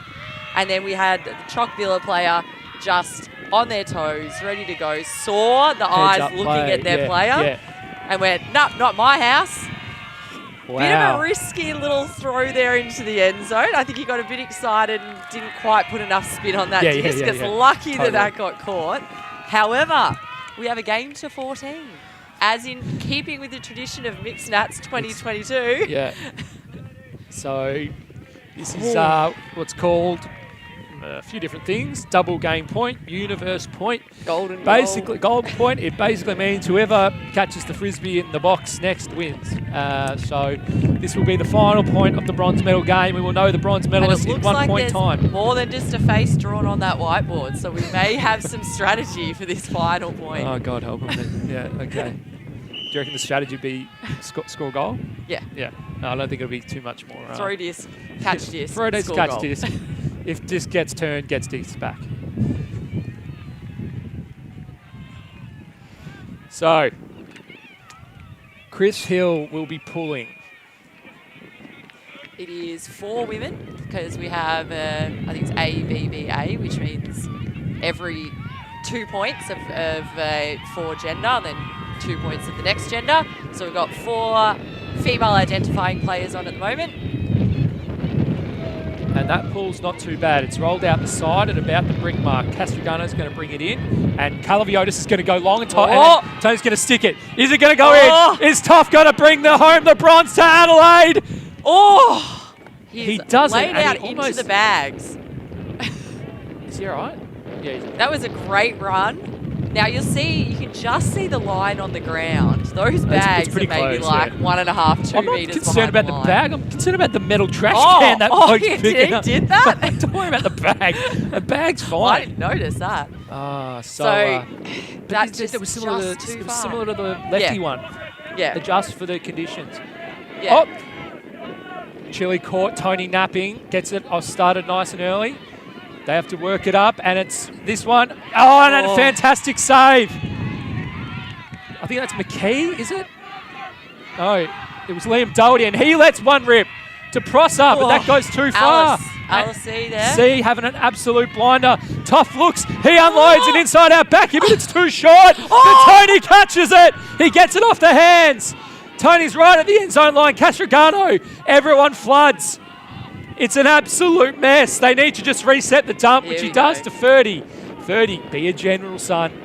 Just chill. Don't try. Oh, he goes to push past, but there's a pick there. Yeah, good. So this game I was deserves wondering more why he was than just being open. decided on a pushy. Meanwhile, Sasha Vidler's just getting impatient. He just wants the gold medal game to start. So we've got an injury sub here. So one of the players coming off. Yeah, so that means, and then you'll notice as well that Choc Billa have also substituted another woman. So when one team calls an injury sub, both teams are allowed to replace one player just to keep that fresh legs fair for both teams. All right, so this is as intense as it gets. 30 with the disc. He's tapped it in. He needs to be looking at his dump. He does now. Tony goes up the line, then switches back. He's not in the end zone yet. He looks up. He's going to look for a pushy. He goes to 30. He's in trouble now. The count's going to get high. The count's going to get real high. He pushes it out wide, and there's a turn. He put it over Jody Palmer's head a little bit. My goodness. Now, that's when you want an end zone play. Yeah. It did not look like, I mean, that often happens sometimes at mixed nationals, haven't played together much. A beautiful big flick out to Doherty. Doherty to Cara Black. Cara Black with it now. Oh, it's all, every throw is so tense. Nice grab. Isabel Marshall had to sit under it, but took it well. Nice dump defense from Castigrano. Chris Hill working here, working so Chris hard Hill to get free. Inside, they've got to stop the breaks. They're getting broken too much. Prosser. Nice open flick, well taken. That's Anna Stoddard. Moves it over. Izzy Marshall. Moves it out. That one comes out sideways, but Prosser manages to take it. But just past halfway. Every throw so hard for these players now. The wind, the mental fatigue, the physical fatigue. Prosser, he's got on the sideline. Bobble, but she makes it work. That's Isabel Marshall. They're right at their end zone line now. So much noise. Big around, and they are going to win the bronze. Chris Hill. Great throw there by Gina Hill to see that there. Huge throw. Absolute bomb across field, upwind. Now, halfway flick. through this game, you said Choc Billa need to be using their women a bit more. Yeah. And look, that point just there, that was brilliant work. What a game. What an unreal game. That was fantastic. Both teams really working hard there. 100%. Yeah. It's been a big tournament for all of them. Both of those teams coming off a universal point loss, so golden goal loss, and then to take it again, that's you feel for South Australia. It's going to be, like I said before, it's going to be a quiet car ride back, but you know, like you say, credit to Newcastle because that it was literally on their defending end zone line. Absolutely. Like they were, you know, and this is going to be salty. You know, South Australia will be flat as a biscuit, but they had it right there. Like one more upwind or upfield pass, and you know the bronze goes back to goes to South Australia. So yeah, they're pretty devo, but I think we got a great game, and I think hopefully when we're starting to see some smiles from some of the Adelaide players, they sort of go, you know what, it didn't go their way, but that was a cracking game. Yeah, so. absolutely. So we do have the gold medal match coming up. So on My Sport Live TV, we will be back at 1 o'clock or a little bit before 1 o'clock to introduce the teams, talk a little bit more about that from the wonderful, sunny yet windy Shepparton. So we will see you shortly for the gold medal match. Thank you for tuning in.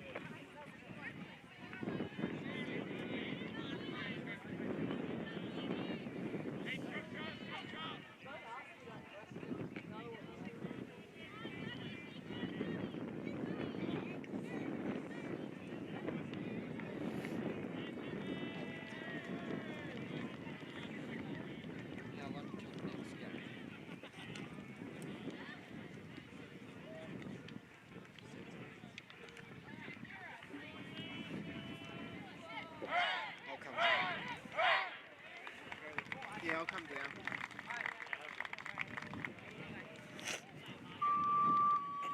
Ah, shit.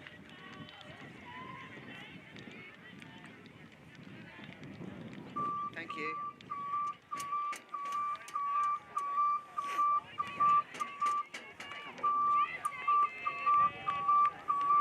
It's always the hard part with the cable. Make sure that the lifter doesn't like cut it.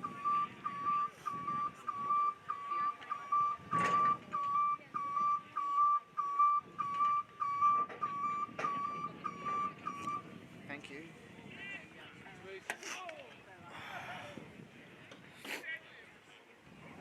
Cool. So, know how it works now? How did that look? Sorry. Yeah, so I've been watching a bit.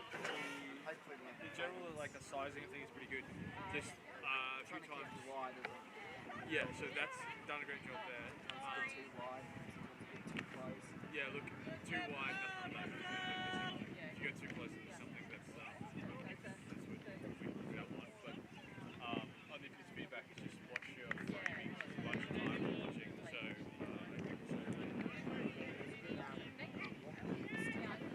yeah, no, you fix that. I was trying to fix it up.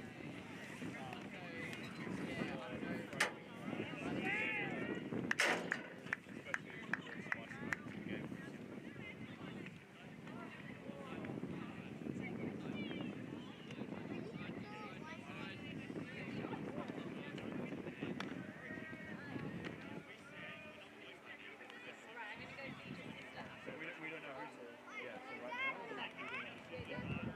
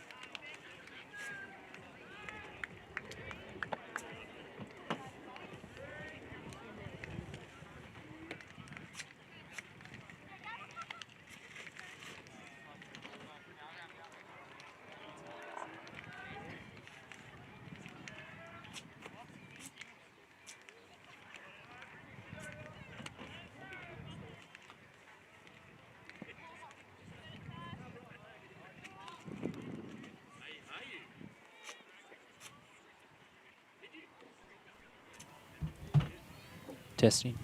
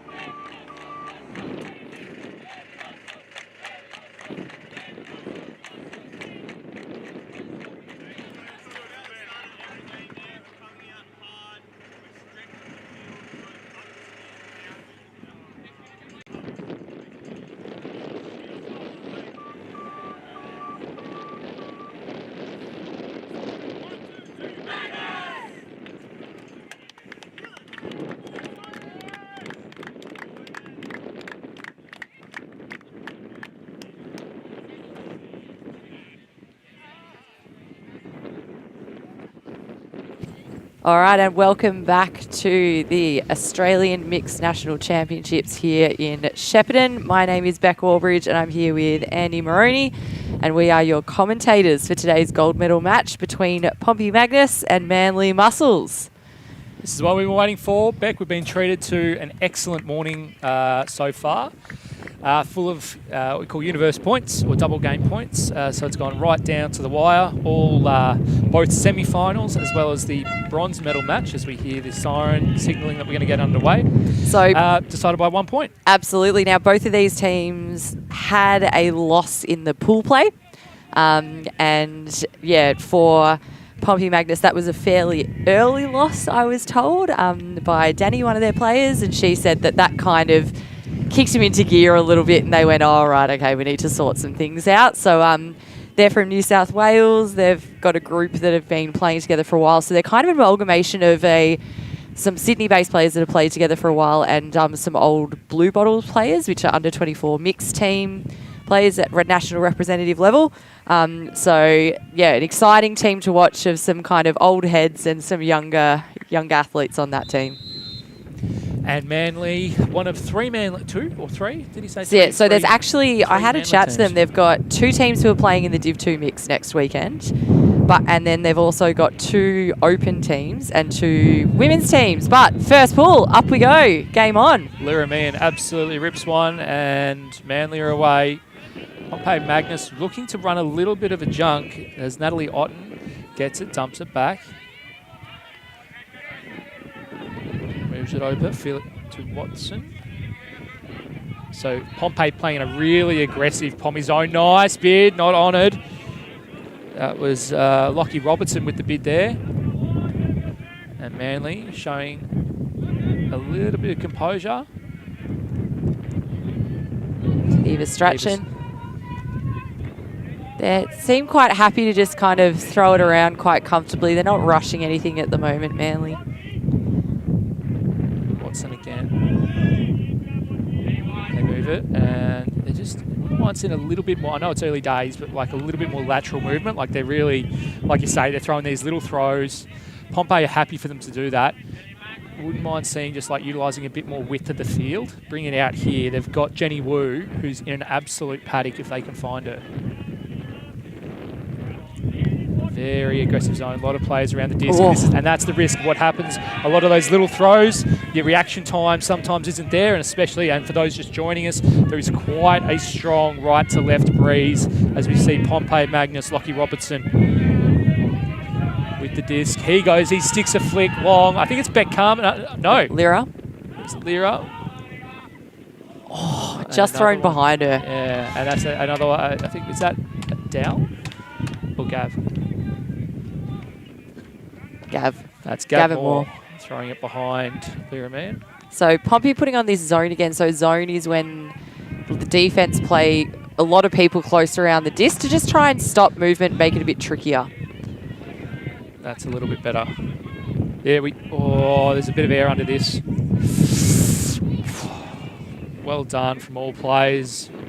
Nice grab. Also good for them to avoid contact. And nice from Alex Riley there, just like signalling to the team, you know what, let's just take a breather here. Yeah, we got it through. We can do it again. Let's just slow down a bit. And an unfortunate turn there. So not sloppy. They're working their way into it. Absolutely. Both teams working their way into the game. You can see Pompey making some kind of call. Lyra Meehan with the disc, moves it nice and early to Gav Moore. Gav Moore, no mark on him, throws an unmarked flick. Huge bid, but Lockie Robertson manages to reel it in. Nice inside dump, out to Gav. Gav to Lyra. Lyra, break, backhand, over to Robertson.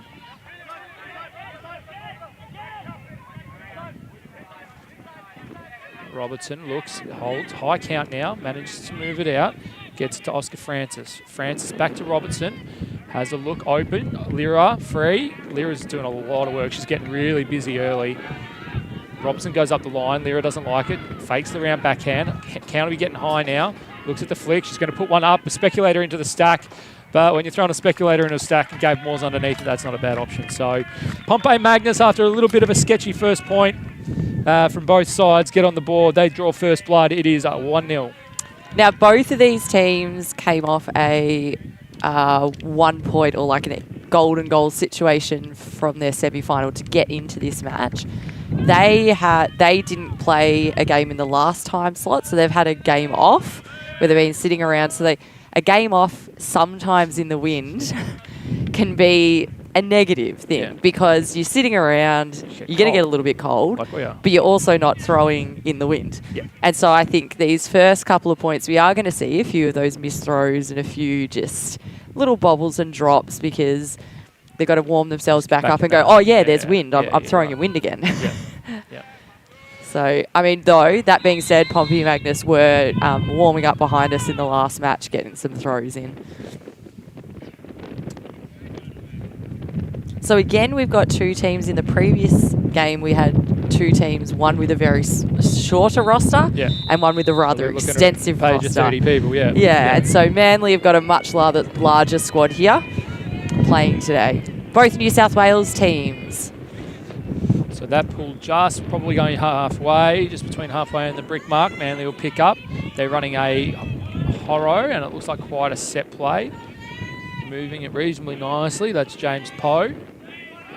Poe moves out, gives half a sniff, but Noah Moss takes it in and goes the give, go back to post. That all looked very that looked like a set play. Like that first cart, that player knew they were making the first cart, and there was a little bit of a give-go kind of situation, but couldn't connect. And again, that wind just, we saw it in the last game, shooting to the end zone, which is on the left of the screen, where we see Pompey walking it in now. That getting it into that end zone can actually be, though it's downwind, a little bit tricky because of that wind. Mike Neild lets one go, but that does not have anything close to enough juice on it. Only gets it to halfway, and man, they're going to pick it up and they're going to go quick here.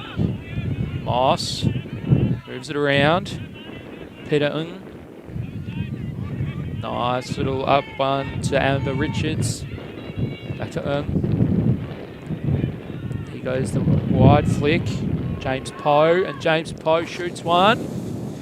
And it's a goal, but there's going to be a pick call. But they're going to wave it away. So for those unfamiliar with the pick rule, a pick is basically where a player prevents another player from getting to the disc through their body positioning. So like a shepherd in AFL or a pick in basketball. It's allowed in basketball, it's not allowed in frisbee. However, what happened there is they saw that big shot go over the top. There was a pick in play, but it didn't affect. So basically what the team said was, yes, okay, even though there was a pick, that wouldn't have affected the outcome, which was a goal to Pompey. Now, both teams currently are fighting here to get the break, because then that means the other team's going to have to work it offensively upwind.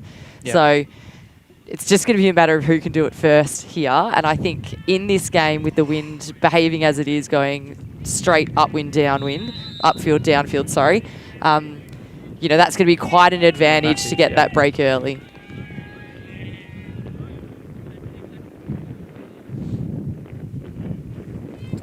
Ball goes up. This one might be going out of bounds. It will. So you'd probably take the brick, don't you? So when the disc flies out of the field like that and lands on the full out of bounds, you can either choose to take it on the sideline or take it at what we call the brick mark. And the brick mark, you'll see Lyra walking up to it now, is about 15 metres from the end zone in the middle of the field. Looks like we've got a horizontal stack happening. Robertson's gone. Bet Carmen, a little bit of a travel, but gets away with it. And that's a goal. That's the set play. That's as easy as it gets. Was it Beck? No, that was Lyra. You keep on calling her Beck. I know.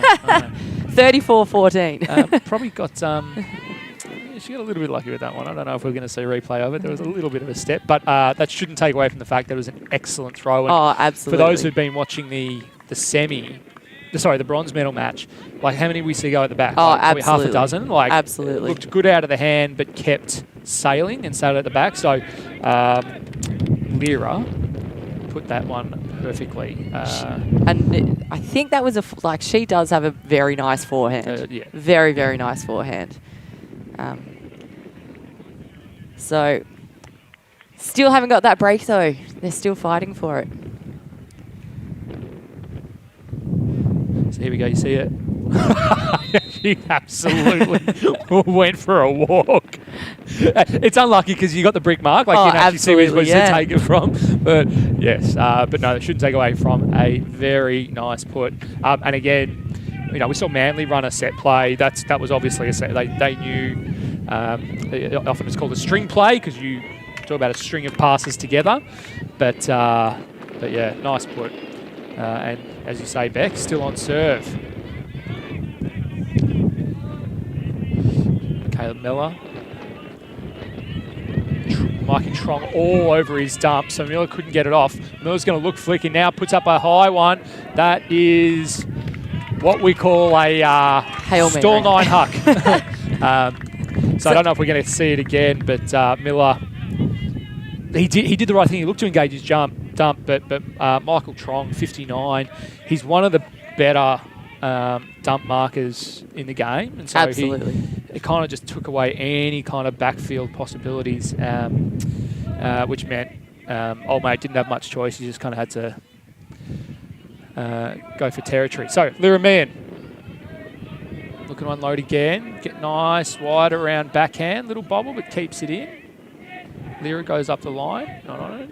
Trong goes up the line, is Trong gets to Gav Moore, Mike Neal. Back to Michael Trong. He goes with a wide around backhand. That's an excellent grab, taken nice and high by Betty Tan. Goes to Lacey Moore. Michael Trong lost his hat, keeps his composure. He puts one up to the Seattle Spire. That's Mike Neal. And it was taken. Wow. Snatched in between the two.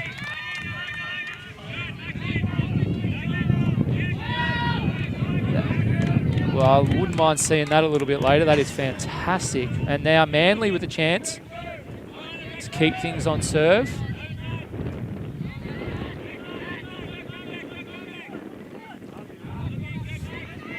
They've got it at the halfway point now. Little inside flick works nicely to Jenny Wu. Wu, let's go a wide flick and scores the goal to Archie Richards. Now, Pompey will be absolutely kicking themselves. They were in sniffing distance of getting that break and having to force Manly to then do offense upwind.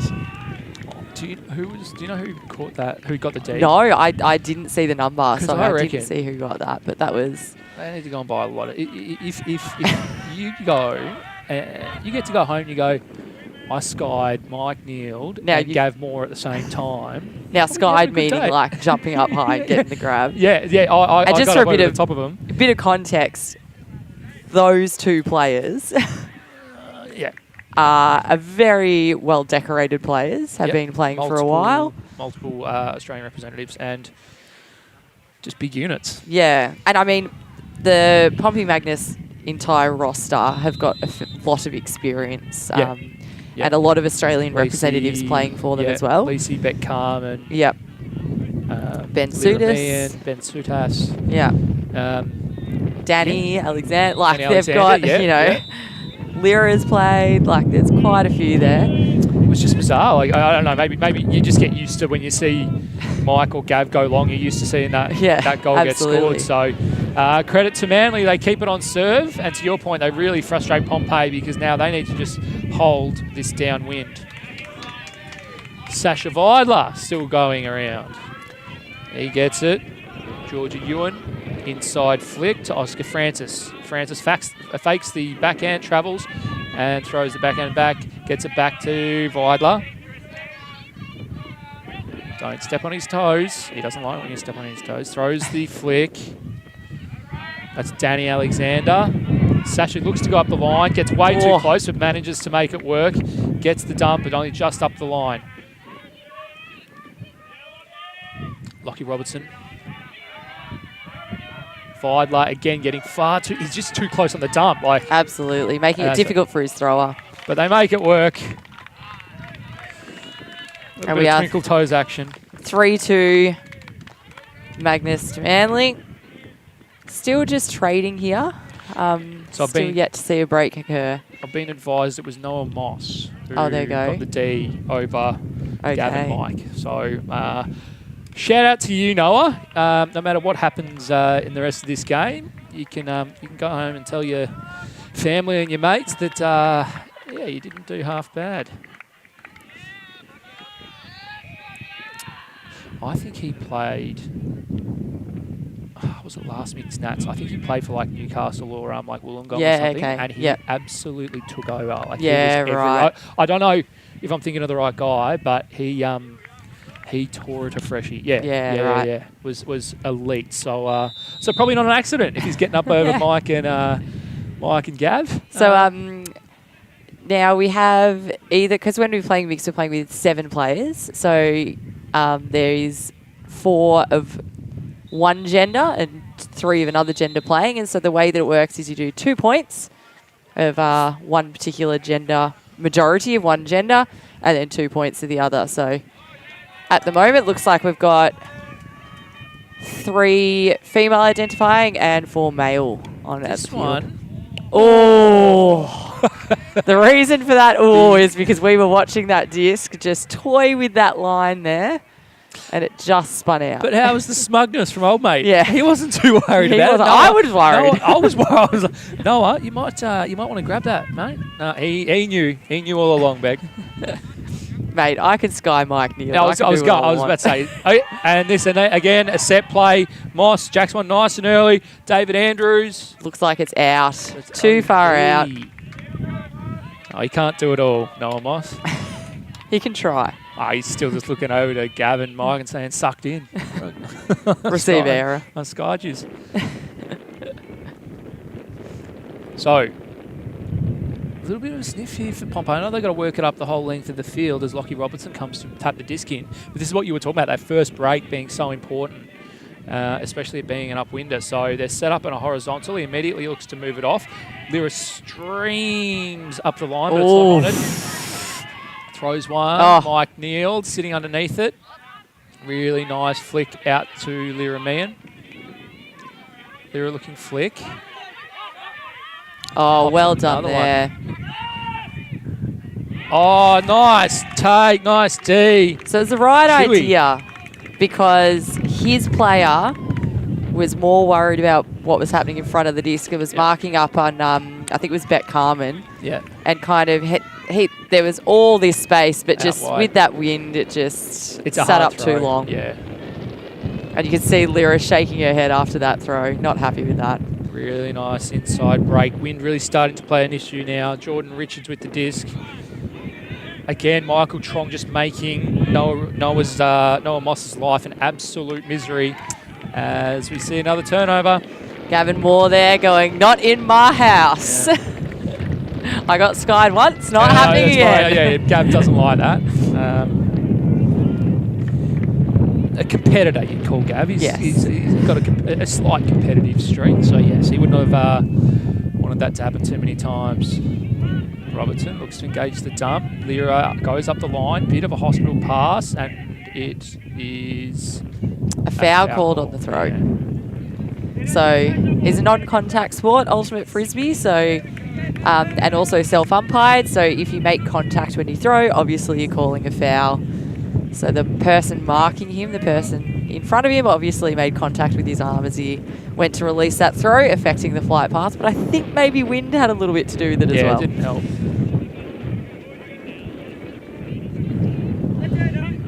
So Robertson right in that corner. You can tell he's getting impatient. He's pointing. And he goes and he sends a long one. Gav's there. There's a whole pack there now. Everyone goes up. Oh! Trong gets The up. shortest man on the team. Oh, that's a great grab from Mike. And there's a pick called straight away, which is good because it gives Mike a chance to just settle down because he's now gone. He sometimes gets a bit excited. Yeah, I've just skied Mikey's 5'2", and he's just skied a bunch of 6'6" blokes. So it's good. Just Mikey, take a breath. Yeah.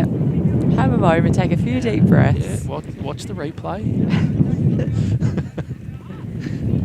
He's going, yeah, see, I skied you. Yeah. Oh, that was what happened? Yeah. He's And he's going, oh, yeah, you're the best. Yeah, that's I'm bow down to you. Yeah, right. He's having a good game, Mikey. Like I've mentioned it a couple. I'm actually really looking forward to the Moss Trong battle. Oh, like I absolutely. hope they continue to mark up on each other. Moves it round. Robertson to Mike Neild. Beck Carmen. Beck. Great flow.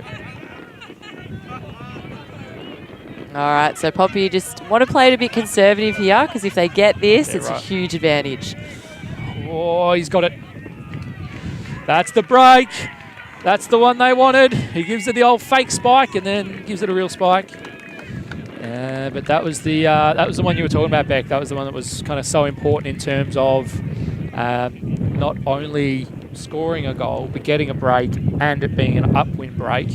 Absolutely. Now, there's a bit of a chat happening between two of the players on the line there, so I wonder if there'd maybe a bit of physicality or something that's occurred there. Because it's a self-umpired sport, it's not like an umpire's going to come in and do something about it. So we also score on spirit, which is playing by the rules, communicating those rules and things like that. So it looks like obviously something happened in that point and a bit of communication going on just to make sure that it doesn't happen again and keep the game in the spirit of the game. Trump's just been called a monster. Big grab. He's got a bit of a strut on him as he walks down the sideline, doesn't he now? Check me out, he's saying. Look That'll how good I am. Interesting to see what Pompey does now defensively because we've now got Manly trying to work offensively upwind. So it'll be interesting to see what they put on, if they just go match or if they decide to put a zone on here. This is nice. This is a good deep pull.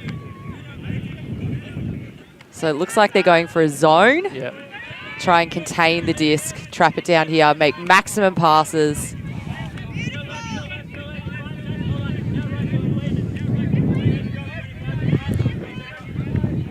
Watson, Eva Strang. Back to Watson. They're doing reasonably well here, Manly. If they can just keep a little bit of composure. I'm actually surprised at how well they've been able to move this up so far. So Pompey probably a little bit close. What's their instruction here? Just like bouncing it between each other. Oh. They move it out. Now here's where they can get it with the wind. And for those who can probably hear it through our mics, the wind has kicked right up, which is a worst case scenario for Manly trying to maintain serve upwind in this zone. Oh, that's the kind of stuff that happens. Gets a hand. Kate get a hand in there. Yeah. So they tried for that little cheeky small pass and Fidler moves it out to Moore. Moore goes and throws one, and I reckon this might go at the back. Watch out! Watch out! Oh, is that in? Yep, that's in. That's a goal. That's in. Lyra knew it before we did, but fantastic cut. I was worried she was going into the bags and the bin where Toffa went before. But I think they've moved the bin now. Oh, yeah, well, probably wise. Great cut from Lyra. I thought they had too much on it. I think, though, the often, your big throwers, when you see your speedy receiver in a one-on-one contest and they've got them in front, it's worth a gamble. And they've got so much space to put it into. And well done. I think it was Neil that threw that just to get just the right edge on it because we've seen so many go flying out the back today already. Was it Neil or Gav? I thought it was Gav. Oh, it was a Gav. There you go. Sorry. Did you throw that? There we go, Gav. I thought it was going out the back. There you go. Gav confirming. He also thought it was going out the back, but doesn't matter. Got it precise. A stat's a stat. And rather than it being in the turnover column, it's in the goal column. So well done and a good cut from Lyra as well. So that break now has really given Pompey what they needed to keep rolling through this game.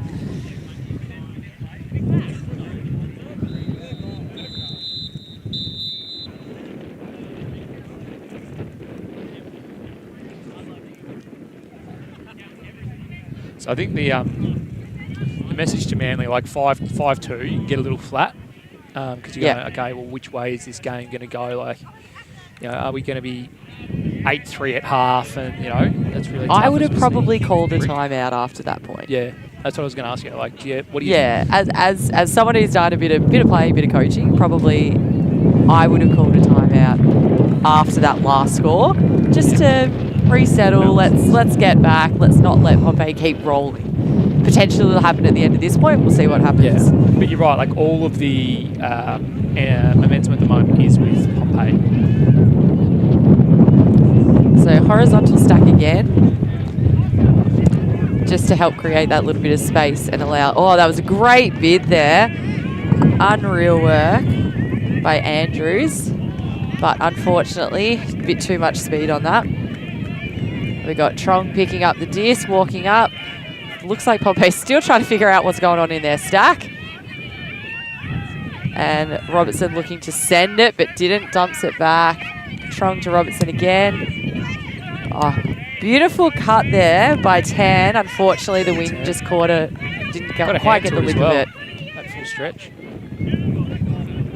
So with the disc, oh, not a pretty one, but they'll take it. It works. It works. Like we said before, stat to stat. And I think that's was that David Andrews? I think that's Rob Andrews' brother. Ah, right. Yeah. Rob Andrews, a World Games player. So it was a bit of an interesting one. We call that a blade, which means it's not nice and flat. It's got a bit of an edge. It makes it a lot more difficult for the person on the receiving end to catch it. So good work there to pull that off. But good, you know, maybe they didn't need that time out. There you go. They've managed to do it themselves. That's why you're out of the coaching game. Yeah, exactly. That's why I'm commentating. That's why we're make on the this comments side of the with no desk. influence. Yeah, you can take all the credit and none of the blame. Exactly. Yeah. Just how I like it.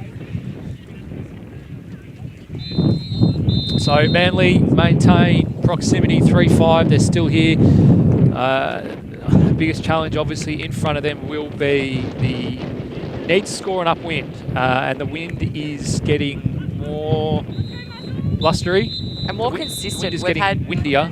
Yeah. previously we've had like kind of lulls in the still, wind yeah, and like yeah, kind of some still moments. That's gone now.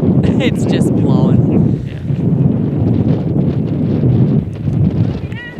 So that's Moss with the pull. Very difficult to be pulling upwind. Yeah, that's not at a the bad moment. idea. What he's gone there with what we call a roller, Yeah. because you try a typical pull and it can sail straight back Yeah. over your head. So I don't mind the roller idea. So Lyra's it going. reminds me of a song, Roller, rock and roller. I think it's a that? song I've heard before. Sounds awful. Lyra man, really good dump defense by Moss. Looks up, gets it out. That's Carmen on the far side there. Ooh. Trong Tron had to taking a stretch. heavy fall there. Yeah, I thought he got clipped. Yeah. I think slipped in his cleat there, turning back to get that because it was a little bit behind him. So this is a real chance for Manly. They're taking it almost. Moss going to pick it up, almost picking it up at halfway point. Moves it over to Wu. Nice flow so far, but there is a pick called. Natalie Odden has the disc, and I think she's going to keep it. She will. Lyra saying that I was affected, but they are sending it back. Obviously, being self-umpired, they've got to kind of chat to make sure that everyone's in the right spots, everyone knows what's going on. So Lyra just explaining what was called, why it was called, and making sure that they get the rules correct. And there we go. So I think it was just about when it was called. Yeah. So Chewy with disc, who apparently has been having an absolute ripper of a tournament so far. Gets the nice wide backhand out to Moss. Oh, nice bid, Lees. But Lee, there's going to be a call. There's going to be a call. Lacey Moore is a player that a lot of people want to be like. Yeah. Often when people go, oh, you know, who's a player you admire that, you know, if you talk to all those interviews of the Australian junior players, it's like, oh, Lacey Moore. Yeah. I want to be like Lacey. Someone you want to be like, but not be marked by. Yes. Yeah. 100%. So it's just a chat here. I think Jenny Wu was. So she believes she had the disc in her hands. Yeah, had contact. And I think yeah. Lacey's arguing that she didn't have the disc in her hands when she did And they've that worked it away. deed. So there we go. Bit of a conversation, and it's a turnover. Unfortunate for Manly there because they were looking like they were going to get that upwinder. Kneeled. Vidler. Oh, almost on his toes. No. Okay, all good from Vidler. Looks to feed the bird. Oh, gets it to Beck. Nice flow here to Meehan. Meehan throws a high one on Lacey's head. And she just goes down. Kate Robertson goes to try and pick up the scraps.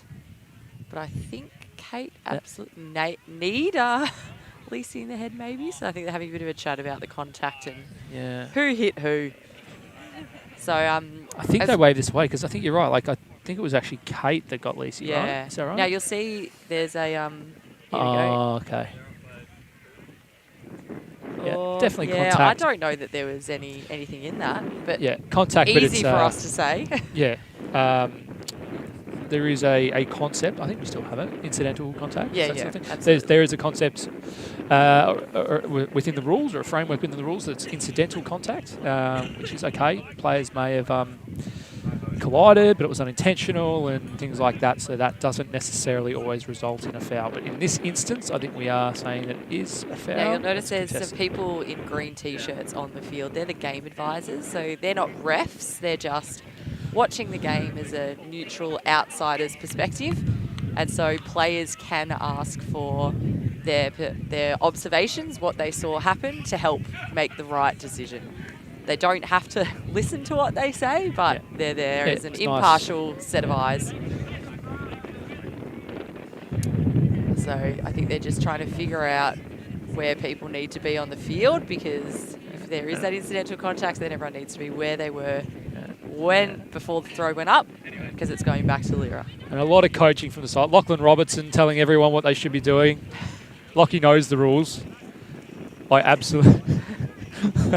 Back in April, I was marking him and he was doing a number on me and I absolutely backpacked him. I really was not at my best. But yes, he explained the rules to me. Oh, that's good. In no uncertain terms. Mikey Trong. Nice little cheeky one. And Lyra Meehan is just racking up a nice little stats line. At least 2 goals. She's a very speedy player. Yeah. She's a player who will be running just as fast on day 3 as she was on day 1. Yeah. But she's putting together a game. Yep, absolutely. I think she's got 3. Certainly 2, if not 3. So... Pompey, just keep a little bit of breathing room. Manly had a crack there, but like, I don't know, they're moving it up. Yes. I just can't see them scoring. Like, they're getting it to their brick mark. Yeah, absolutely. I feel, and look, I'm not on the field. I don't know exactly what's going on, but I feel like Manly are not backing themselves in this wind. They're a little bit nervous of taking shots in this wind, which I get. But at the same time, you're in the gold medal match. You know, you've got to back yourself that you've got these throws and throw them. Like, because they're turning them on these little 2-3 metre passes. Absolutely. And where Robbo's getting a hand in and getting D's. Like, okay, at least if for no other reason, demonstrate to Pompey Magnus. Hey, we're happy to jack it. We're happy to shoot. You know, because it keeps them on their toes. They're seeing someone open early, but they're going, oh no, not yet, because of the wind. And this pull is going to sit. This is actually going to work all right, I think. Oh, looks like it might be coming out. Oh, it's back. It's there in. There we go. What a pull.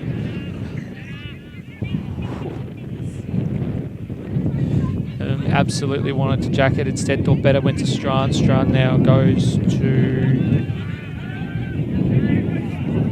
Jordan Richards. Oh, almost a run through. Nearly got the D there. Back to Petterton. Richards moves it around. This flows a little bit better. Andrew's gone deep, he's pointing, but there seems to be a player poached. Someone's free. So they're really able to move this flow because some kind of defensive miscommunication. And Manly getting a lot of flow. They've sorted it out now.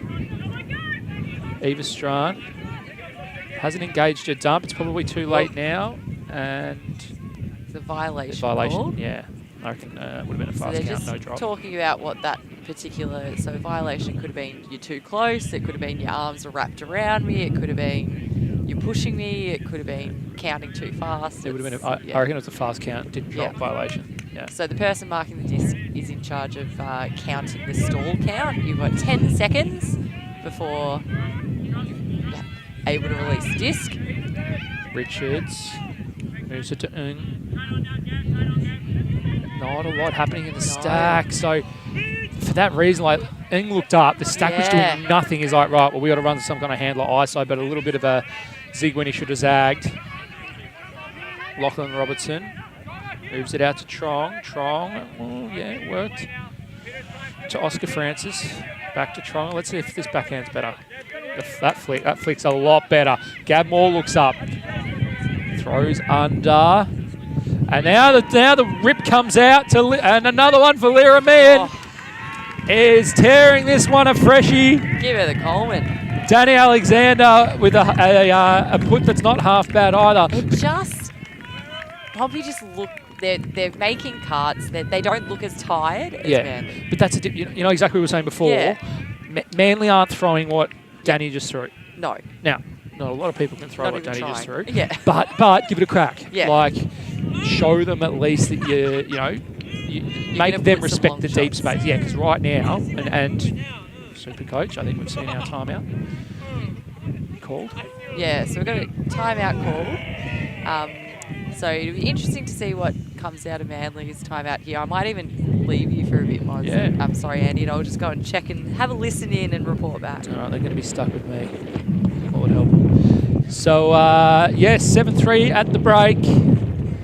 Oh, coming into the break, sorry. We're about to get up to half time. Pompey have it on their terms at the moment. Looking at their huddle at the moment. A little bit of chat, but they all look pretty relaxed. I think they're feeling the rhythm, feeling the vibe. Get on up. It's bobsled time. Manly really the ones with the work to do. So we'll be back in a moment. We'll get messages from the teams and come back for the last point of the first half and then the second half.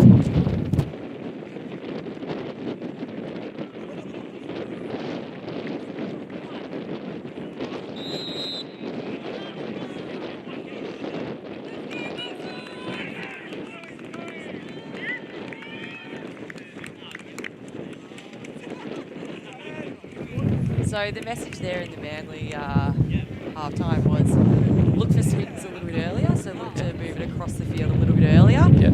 And funnily enough, they spoke about confidence upwind. And they said, look, we're getting it 3/4. Get back out there, Super Coach. You've still got it. They're saying we just need a little bit more confidence. We can throw, we can catch. Let's back ourselves Give it a go. Yeah. and keep going. So, I mean, similar to what we were talking about. They just really... a bit more belief in the team is what they're after. Yeah, it's look, it's far from out of reach, but you're kind of at that point of going, right, are we going to go, is it going to be 5-10 or 8-6 kind of thing, you know what I mean? Yeah. And that's going to obviously be decided in the next few points. And it's not that hard. It's a couple of breaks and they're right back in this. So. Absolutely. And this weekend has shown that you can be in front at half. Yeah, it doesn't mean you're in front. Doesn't mean you're at the front of the end of the game. So nice bit of flow to start things off from Manly. Amber Richards moves it over. Nice swinging. See, that's the shot. Yeah, that's one you want to see. Like, I would have loved to see. So I don't know if we off. saw it on the screen, but there was a player who was downfield, Annie Longley, who was in the right spot. Here you go. So they've started to work it through now. Yeah. If they shoot down the wings a bit, because they're doing the swinging stuff really well. And they bring it out here to Alex Riley. That's the shot. Go on. There we go. Go on. Attack. Go on. Get in. Annie Longley. They listened to their captain. Had Gav Moore coming in hot, but did a really good job keeping her composure. And look, that's credit to Manly there. They started that. There you go. There's that confidence. Take that shot. 100%, and a nice grab under pressure. Absolutely. Nice work there by Annie Longley. But so there you go. They did exactly as what they spoke about in their timeout, and it paid off for them. So let's see how Pompey Magnus respond. Or if Manly now's got a bit of fire in the belly. Yeah. Here we go. And Matt Calder throwing the goal. A nice one. That was, very A beautiful. nice one. Like, I mean, it's pretty much what we saw from Danny before, but a bit less blatant. yeah. But funnily enough, it probably should have been a little more blatant. Like, Gav had half a sniff at that. That's true. You know? That is true. Yeah. And that's why Calder did so well to reel that in, because you would have heard the footsteps for sure. Yes. Absolutely.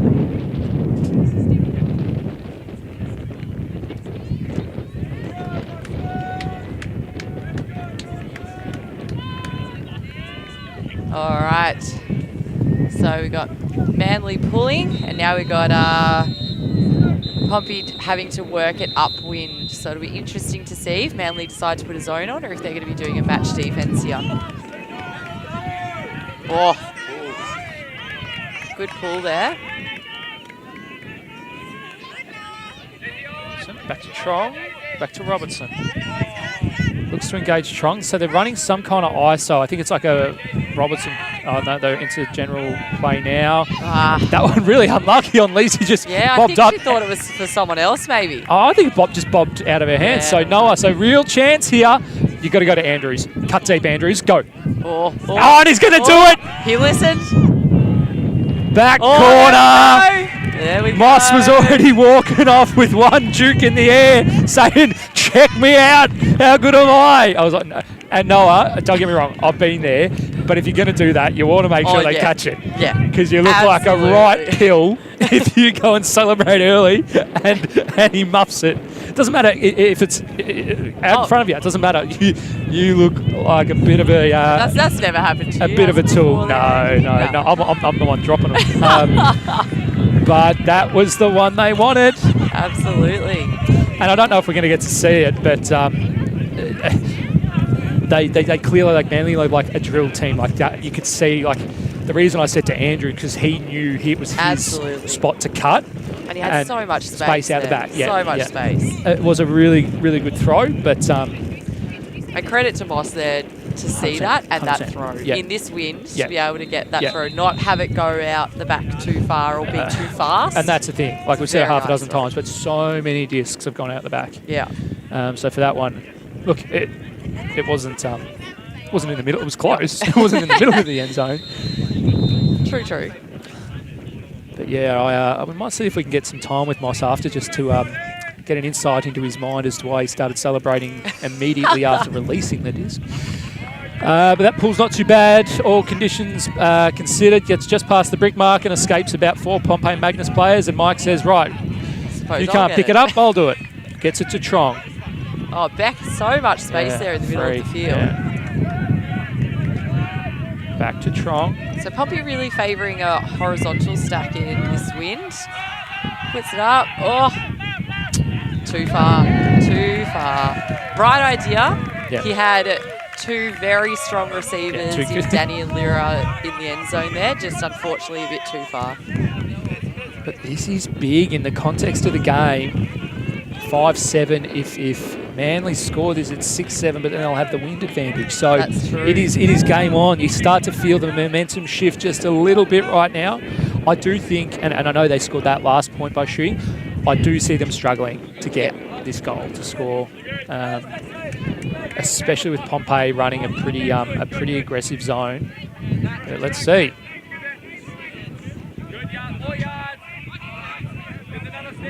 So not much going on in the popping, and there's a violation there. So it's a bit of talk. So when you're doing a zone, a double team. You can have one person who's close to the disc, and then people are allowed to surround the play with the disc, but you need to be 3 meters away from them. And if someone comes, you can still actively be marking people if they come into that space and crowd it a little bit. But I think the violation there was that fence, that wall was a bit close. Oh, cold drop there. Oh, Mikey Trong picking up some cheap goals. Cheap little stat there from Mikey. And we have Pompey Magnus taking half there. So Manly, though, after that timeout, good call. Did the timeout. They changed their plan a little bit, just reset, and came out looking strong. So I think another little reset for Manly, we could have a bit of a different second half. Speaking of which, we'll be back in a couple of minutes. We'll hang out with the teams, might get an interview or two from some of the players, and bring you the second half of the Australian Mixed Nationals finals in Shepparton for 2022.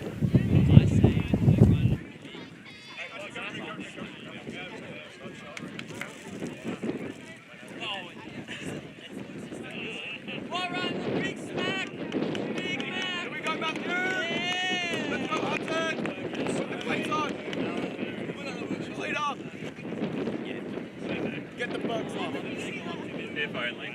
What happened? Did my hamstring at the end of the semi-final. Bad or? Like, so sorry, but they said if you play, you risk like 6 months out. So.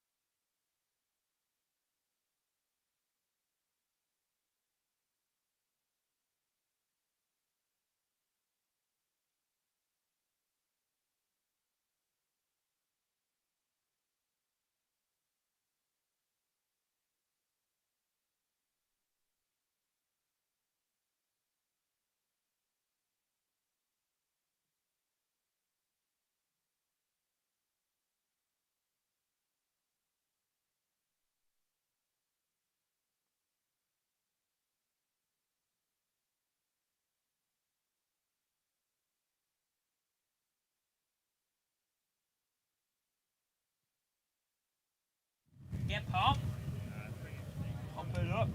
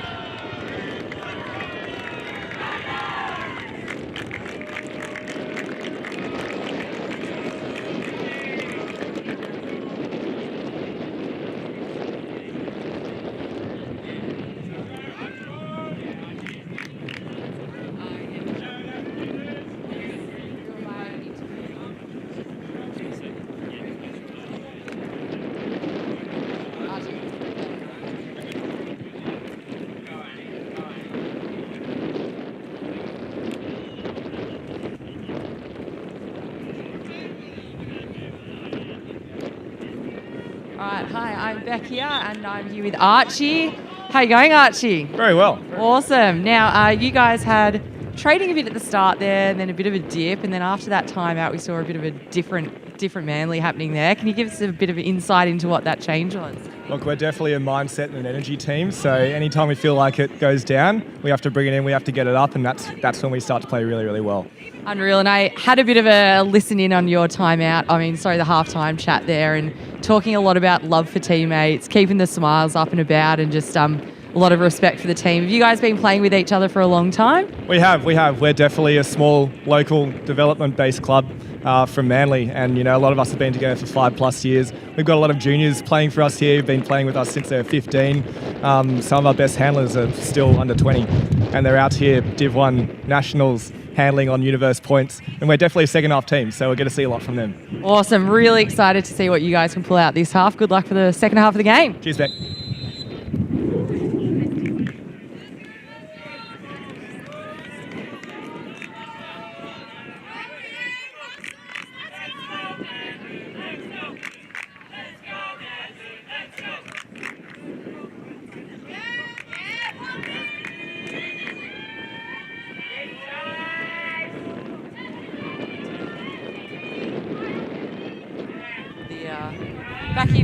half of the game. Nice chat there with Manly. Oh, Good good read. bodying out there. The Yeah. fact that he was able to block that defensive player out to get under the disc. Oh, how's that? What a way to come out Yeah, I was going to firing. say, that's as confident a statement and a start that you'd want to make. Out of half, what was that? 4 or 5 pass offense and an upwinder. Now, I did briefly listen in to the Pompey Magnus chat, and it was literally, I think it was Gavin Moore and Mike Newell just sitting down on a chair going, let's just keep doing what we're doing and catch it. We're doing well. And that was about it. Amazing. So I It's think just incredible to think 35, 40 years combined experience between Neild and Moore, and that's the level of insight that they have. Just keep doing what we're well, doing. let's be honest. Pompey Magnus are an experienced team. A lot of them have played with each other many a times before. But also these receivers, mate, keep doing what we're doing. Okay, keep being 6'4". Yeah. Okay, yeah, no worries, mate. Yeah, must be real tough for you. 6'4" with a 100 centimetre vertical. Yeah. Anyway. The wind is still there. Yeah, and for Still those a good indications, top left of screen, you can see that field flag really blowing. So it is directly upwind, downwind, but quite a breeze. So let's see if Manly can respond with an upwinder of their own as Pompey go to throw a zone look on. Matt Calder, he was the one that threw that nice upwind at their last upwind goal. Now it gets really busy in the carp, little Scooby-Dooba. And you can tell Manly just getting a little bit worried about those little throws. He goes one over the top to Mac. Now that's good, more of that. They've got one. Oh, nice pass there through the middle of that carp. Now they're in a reasonable spot. So now it goes from those small passes actually not being a bad idea. It's still very cramped in around the cup. At Manly, at halftime, they said if they put a zone on us, just smile, because we like the zone. So they're happy to keep doing this. Smile. I've never heard that one before. Oh, very close to the line, but manages to keep it, Felix. So that was right on the line. And a call there saying out, even touches the foot that was out. Doesn't like his feet being touched, Sash, so I'm surprised he feels he's allowed to touch other players' feet. So Alex Riley there, unfortunately, was out. See, with the disc. It was very close. I would have maybe had a bit more of a conversation about it. Yeah, like Sash was 40 metres away when he called it. None of the other 6 players were right there. Nice big put. Oh, great. Well done. Lachlan. And puts one out for Robbo. Oh, but Kate makes her Robertson. lay out for it. She had a whole lot of space. He had a whole lot of time. No. Get on your guts. Ah, nice big. I mean, he could have made life easier for her, let's face it. So there we go. Prime example of be taller than your opposition. Yeah, straight out of the Mike and Gav coaching. Be tall. So Manly just looking a little bit down as they're walking to the line. They've been pretty good at keeping positive up until this point, but it seems like, I don't know, just the talk on the sideline, the feel on the field is a little bit down on what it was at the start of the game. So hopefully they can turn it around, get their heads back in. They just need a big play. They need something big here just to get them all back in, get them pumped up, get them happy again.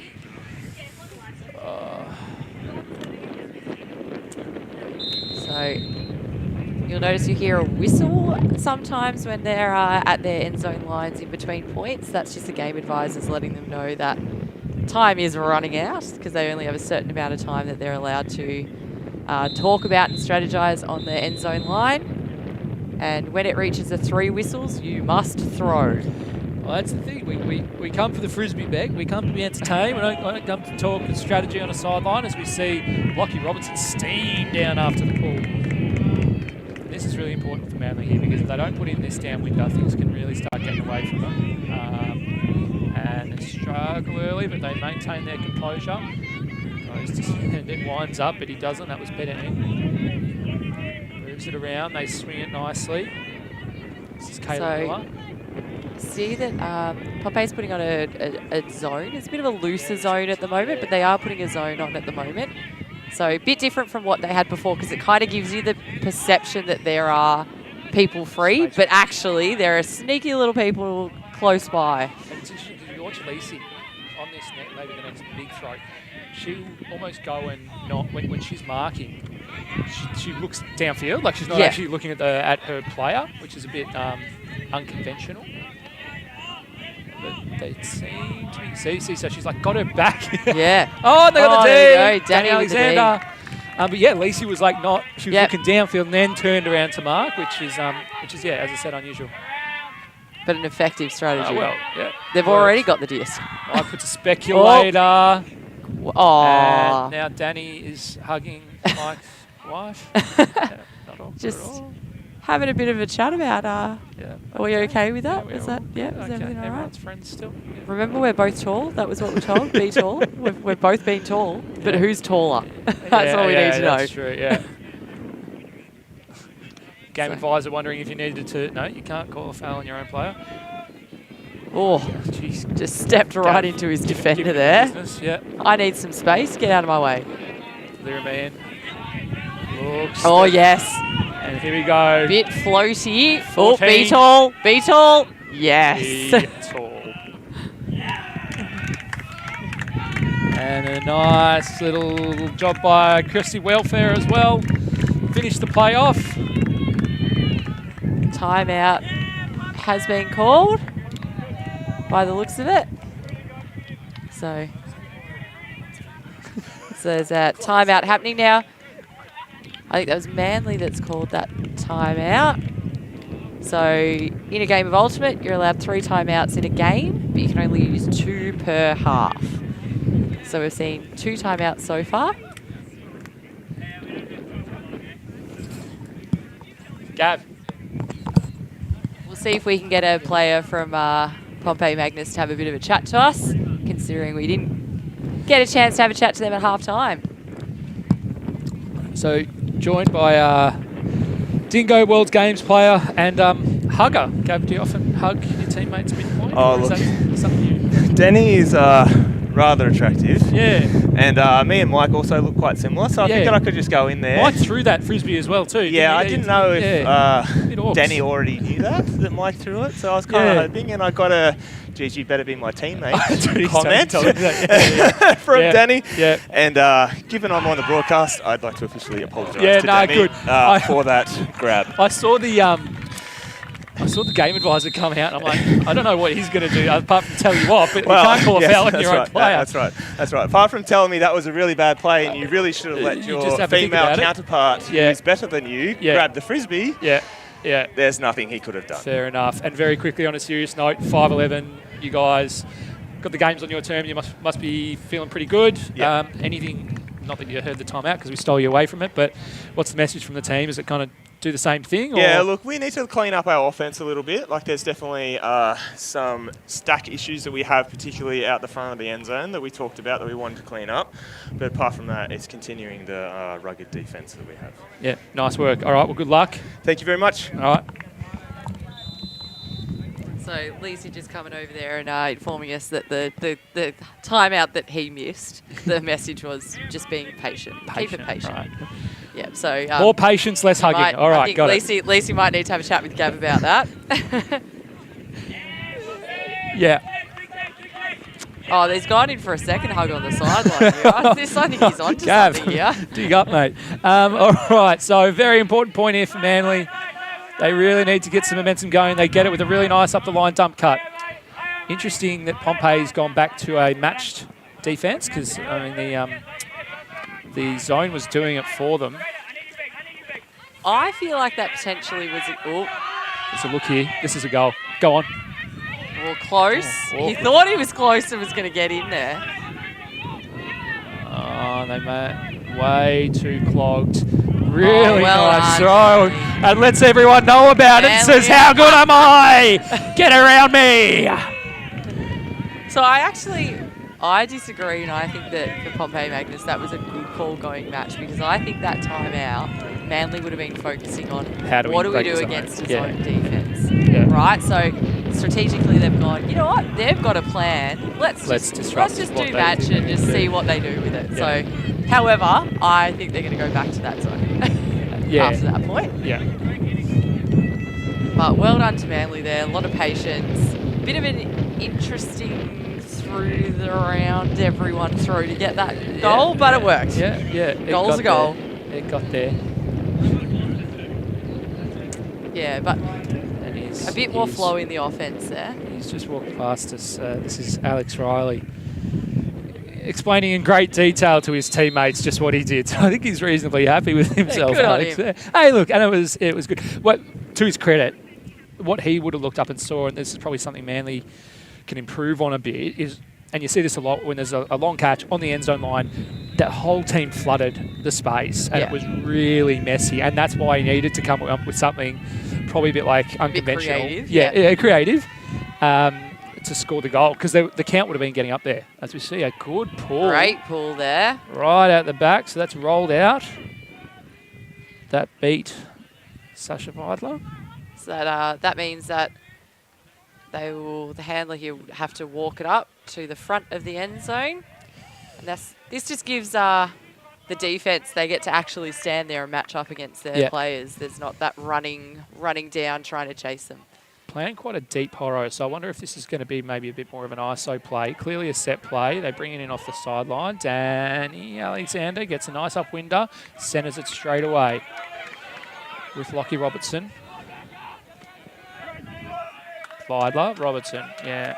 And he lets one go, but this might be a bit wide. Lyra's got a good sit underneath it. And Andrew there comes in late. He comes in really well. And it does well to avoid contact. Absolutely. Now, just then you'll notice, and you watch it on this point as well, so Pompey are very good at getting away from their players and not just doing a straight run to try and get it. Where Manly lacks a little bit is they're just trying to run straight. They're not faking out their defenders to get open. Huge hammer. Oh! I thought that was going to drop. Me too, yeah. That was interesting choice to throw. He knew he was throwing that before he'd even caught the frisbee. He did the old Babe Ruth point to the outfield, and then it did not pay off. No, it didn't pay off. But we've also said though they need something. Oh yeah, and at this point in the game, right? Yeah, you're 6'11". I mean, you've got time. But try something. The game's not gone, but it will be unless you mix something up. And if it's a cross-field 40-metre downwind hammer, go for it. Alexander moves it in. Robertson, here he goes again. This one will work. I thought he was going to get that. He looks like he did. He had to stretch for it. Yeah, he had a good piece there at Oscar Francis. Yep.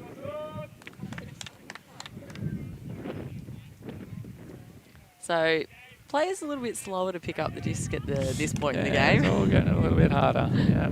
Let's just suck some air. Now, are we going to get a hammer again? Another crossfield, 40-metre downwind hammer. Is he going to go for it again? There are two kinds of players. Players that go, okay, I'm going to just keep that. I'm putting that one away. I'll keep that one for training. And players that go, I need to throw 3 more of them until they come off. All right, for sensible now, option. For now, he goes the sensible one. Move it up. Now Moss. Now here we go. Rip it, son. Go on. He wants to. He does. wants to. James Poe. Oof. Oh, he was just running too fast. And that disc was at him, not in front of him. And it just exactly. Too hard. So big chance here for Pompey to really put some pain in. Nice D, and there's a foul. So there is a foul called. So there was contact made. There was definitely contact made. Was it enough? I just thought he was in front of him. I don't know that he would have gotten that. Yeah, so we do have, as you said, Beck, we've got the game advisors, and so game advisors in a fantastic position to give a perspective. So they can only give that perspective if the players invite. So it looks like he's uncontested. So saying uncontested. I think he's saying uncontested. Yeah. So there was contact there. I thought he was in front of him, but anyway, players have worked it out. They agree. Yep. Right on the end zone line. Count's getting high. Mikey Trong. Nice. Inside there. backy. Lacey Moore with the goal. Pompey starting to put the foot down now.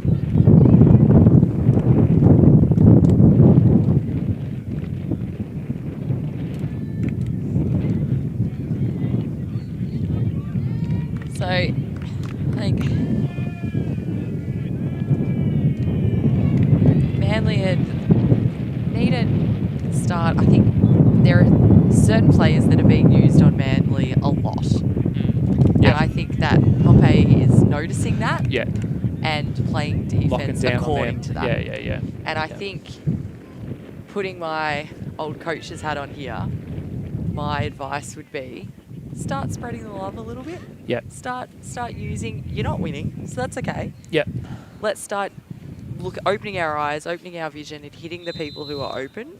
Yeah. And trusting that they're going to do the right thing with the disc, because that's where we're seeing some of that poaching. We're seeing some of that. Yeah. Pompey have recognised it, so they're now not playing on those players, and Manly's not doing anything about it. And you've also got the fatigue factor. Oh, absolutely. It's a 3-day tournament? Yeah, three-day tournament.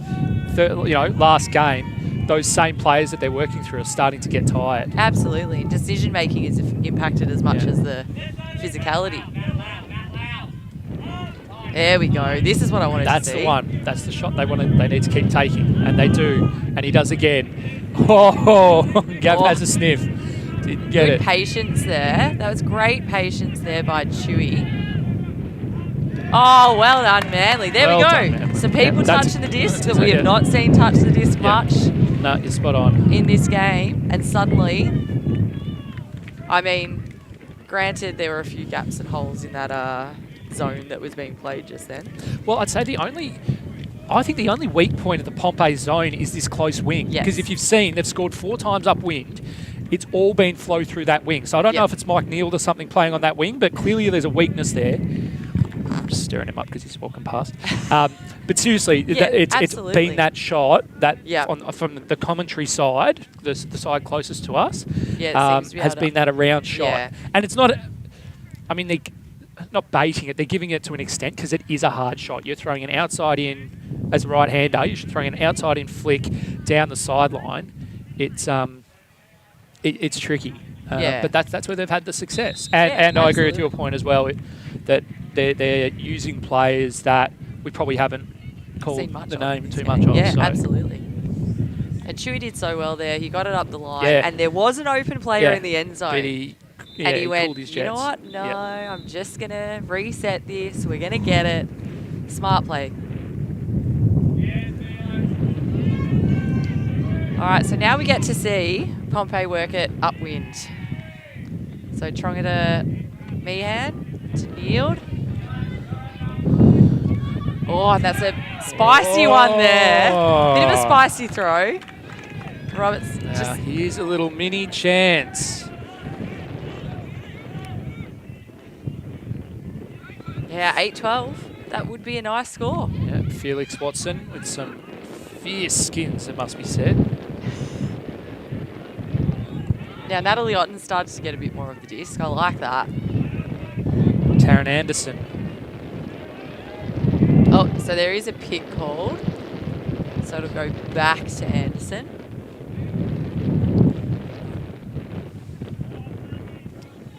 And for those who can't see, there's a sideline, obviously, of players who aren't on the team. And they've just picked up their energy a bit now. They're engaged, That's the Manly true. players. Oh, all over. That was a risky throw. All over Risky Felix Watson, throw. but he did well. And then he throws a nice big backhand, and I think that's a goal.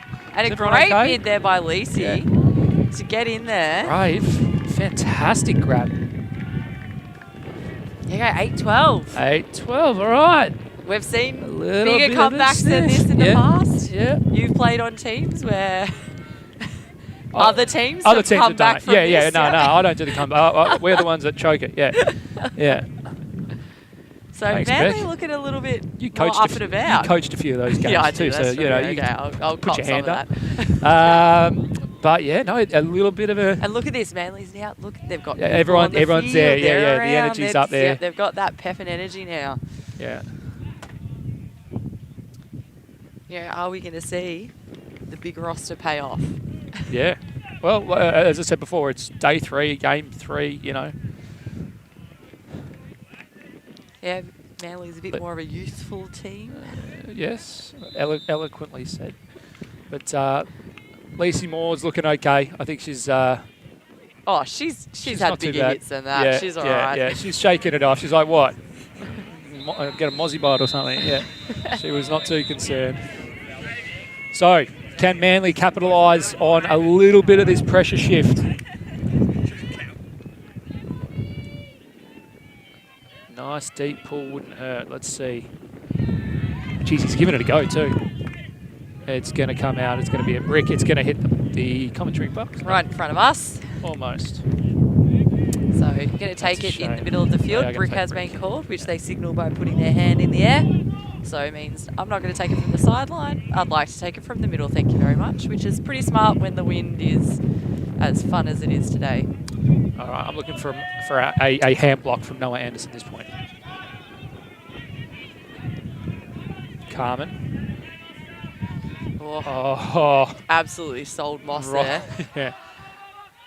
Yeah, Moss ain't getting a hand block. I can't actually mark him. As we see a really nice set play. Easy goal there. Oscar Francis, that all looked a little bit too easy, and it's just a shame, not so much from a points perspective. I mean, they're running out of time and points, but you do so much effort in those previous 3 points to build some pressure, to get some turns, and when you're not able to, sometimes it's not always about, you know, getting the block or getting the turn. Sometimes it's just about how long you keep their offense out on the field. Yeah. And that inferred pressure. Because even if it was a 7-turn point and, you know, yeah, okay, you didn't score, but, you know, the other team had to really work hard. And to your point around roster sizes, like, we're getting into the last parts of the game. When you get a 5-pass offense, it's like, you know, it just sucks the oxygen out of the team. With not a lot of pressure on any of those throws or catches. No. Yeah. So it is game to 15. So we've got still a few more points here to happen. Manly looking to closen that gap a little bit after some very tightly contested pool games over the last 2 days. And that pool's pretty good. It'll land just in front of the brick mark. Now let's see what Manly can do. Jordan Richards, a very low throw. We're stayed up. Richards back to Poe, back to Richards. We've got this loose zone happening again. Here we go, Gabor. Hello. Oh, yeah. I think he'd just be annoyed he had to jump. Sorry? I think he'd just be annoyed that he had to jump. But I like the good, throw. Good sight. That was good sight. Got to take those opportunities. And now, though, Manly really need to clamp down here. Yeah, this is the game, more or less. This is what I always say. If you play 10 seconds of intense defense here, shut down defense, you get it back. Just 10 seconds. Easier said than done. Mark. Gets it out to Moore. Oh, that one just turning over a little bit in the wind. Here we go, Manly. Opportunity here.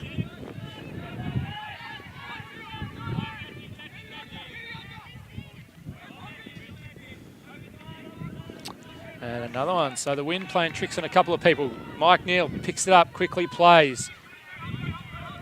Another big loopy backhand. Great grab. Gav signalling for the timeout there. He didn't want to keep running. Injury called.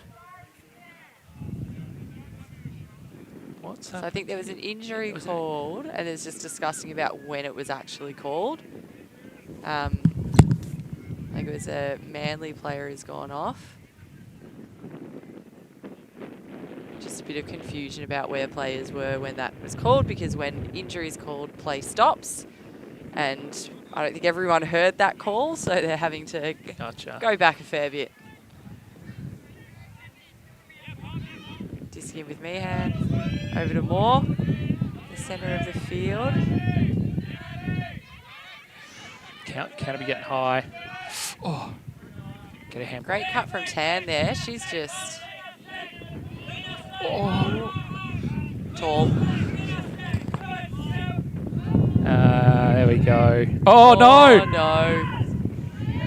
It's just this wind. That's the bit of third. fatigue, bit of wind. The third drop this point. For me, it's Andrews, number 31. Yeah, absolutely. David Andrews, he's the one they need to get into the game. Yep. They need to get him going. Go! Make it a cut! He does. Come on. Reel it in. Get there. Oh. Get there. Oh my Get there. gosh. Oh! That run! Jeez, he's got wheels. He's was quick. Sign him But up. that's- Where are the dingoes? But that's what I was saying. Come Like, on. he's the one that they need to get into this game. Absolutely. Just. Oh.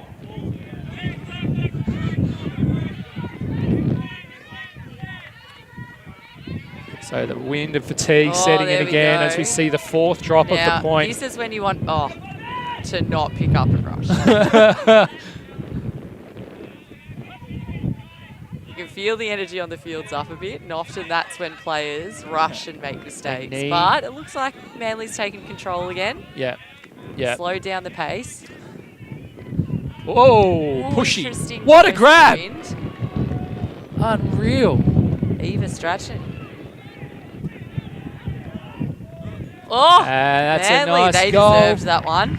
Natalie Otten, after an excellent grab from Strung, because that was a filthy push pass from Andrews. But yeah, I think it's, what is it, 13-9.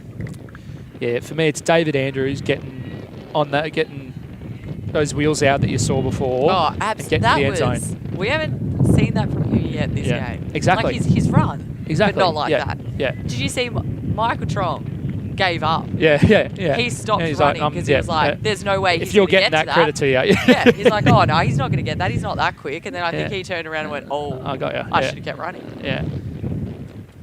But a few. Oh, there we go. Just see his hand just went above it, so he was there. He was actually there. He was there. Oh, that was. Oh, man. Just give it to him. Just give it to him. Just Well, give it to you know, him. I mean, they scored the point anyway, which is Yeah. fantastic. But imagine the vibe, like the team Oh, that yeah. would have been the whole team. Oh, absolutely. Rush the field. 500 Manly's the players, vibe. just- Yeah, exactly. The vibe lifts. It's a real team Yeah. builder. So they are still up against it, but yeah, for me, it's Andrews who's got the potential to turn this game on its head a little bit. Still got about 20 minutes left in this game. Oh, I've seen So stranger still things. a fair bit of time. So Manly changing their pulling strategy, going with a much more flat one. Still goes out from the side, and I think they're going to take it in from the sideline. They do. That was clever. Lockie Robertson moves it up straight away. Kirsty, sorry. Bet Carmen. Moving it down this sideline. Not a lot of pressure. That needs to... Oh, it's awesome bid! Great bid. Unreal work there. And Danny turns around and says, Congratulations. as much, exactly, yeah. And when you get one of the best players in Australian Ultimate saying, well done, you take that. All right, so what can Manly muster That here? D was by Christine Wang. Huge. Oh, here we go. Her point. Maybe Wang's the answer. Starting to use all Yeah, the like you were saying, players. use your whole roster. Oh, Mikey Trong gives him the little bit of... Yeah, he's saying, get out of my way. He's poached. Yeah, that's good. That's the right... Smart play, but unfortunately. But that's the right idea because Gab went and sat right in the lane, Yep. and so who was it? I think it was him there. Was like, all right, where's that space? Yeah. Didn't get the execution right, and that's why Gav did it because he was Yep. basically daring him to throw over the top.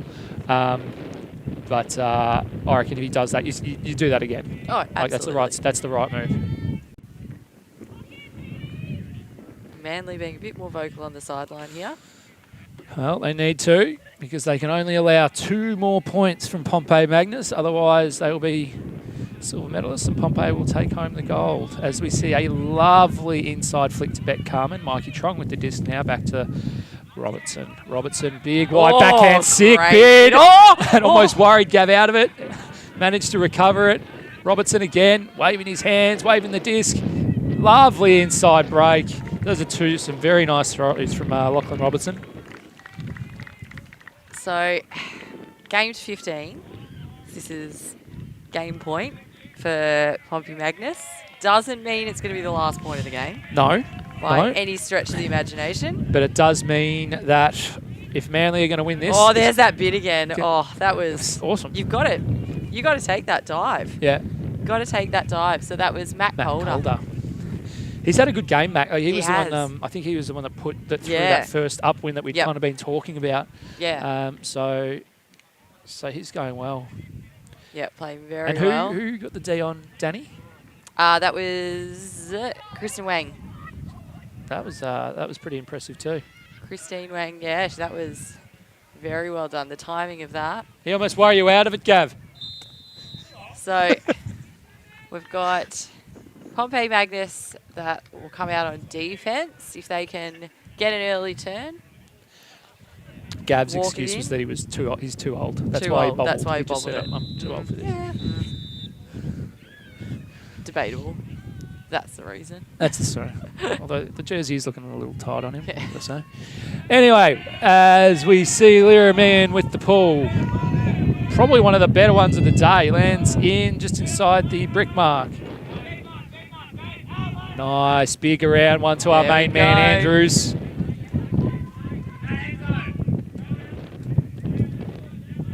Smart play by Andrews, just keeping it calm. So Amber Richards, we haven't seen her handle much yet. This is good. Bouncing it around. Ho over the top. Andrews to my there. main man, who goes and throws the goal. So there's one. Nice work there by Manly. They this looser zone, Manly are all right with it. Yeah. They're happy with it. Yeah. And I wonder if the looser zone is happening because it's just less work for Pompey Magnus. Yeah. Just like, I don't want to play match Well, on they're gonna- 20-year-olds. I want to Yeah. just kind of fluff around in space a bit. Take a space, and like Mike did try and pick one off, and didn't work in that instance. But yep, from here it will be Manly's D team. If they're going to win, they're going to win it on defence.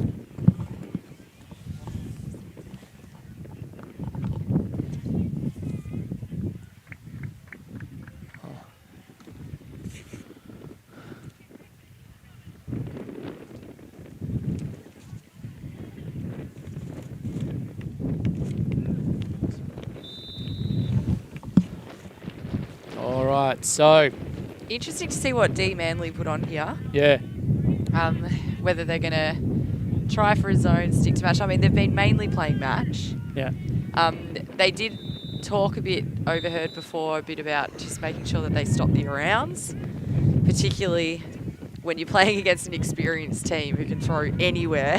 yeah. That helps a bit. Yeah. You've got to make a choice about what you're taking away because you won't be able to take away everything. So Pompey Magnus for the gold medal. Oh, they see it. They want to go straight away. Oh, great D there, and just a bit too low. Not enough float on that throw by Lyra. But a clever play from Pompey Magnus because that was Lockie Robertson, who's been their main handler. Absolutely. So, sometimes in a game, you go, I'm marking a handler, they'll stay backfield. The fact that he's streaked deep, nice throw. Go on, you've got to send it. Oh. That's the difference between the two teams. Yeah, Pompey send that. This one goes out wide to old Mac. Nice, up the line, cut. And one's going. This one's got to go. It does. Oh.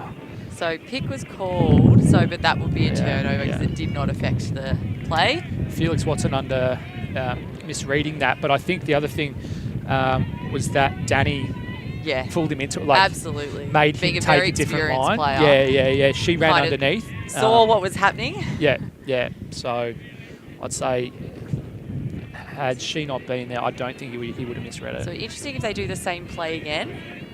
Which they have. Chonga. So they did try it again, but Manly have managed to clamp it down. They've got a couple of players sitting really deep right now. Nice throw to Danny. Danny sends it long. This is it for the gold medal. And there it is. Pompey Magnus take it out, 15-10. Robertson with the score. Had a good game. Great game. Yeah, he was everywhere. Absolutely. Meehan as well had a very good game. So these two teams had to battle it out in their semis, win in a golden goal, and then have come out, and Pompey Magnus have come out on top as the gold medalists and the Mixed Australian champions for 2022. Very exciting for them. Add to their medal collections that they've got weighing them down. I think there were a few. I remember. Yeah, I think they've got a bit of silverware in the cabinet. Absolutely. So you're quite right. But thank you everyone for tuning in. We will see you at the next tournament, whether that's the under-23s or wherever we 19s see you next. Nats next year. And thank you to My Sport Live TV for coming out and providing coverage of this wonderful event. And let's hope that Shepparton turns on the weather for Div 2 next weekend.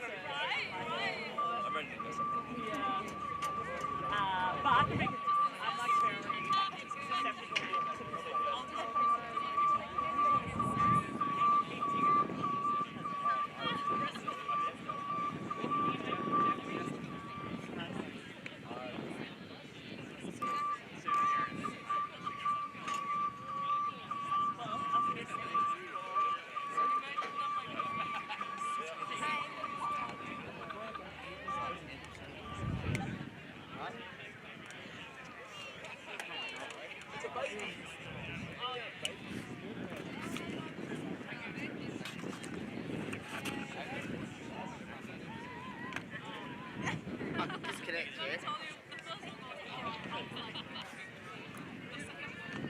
So that's pretty much it.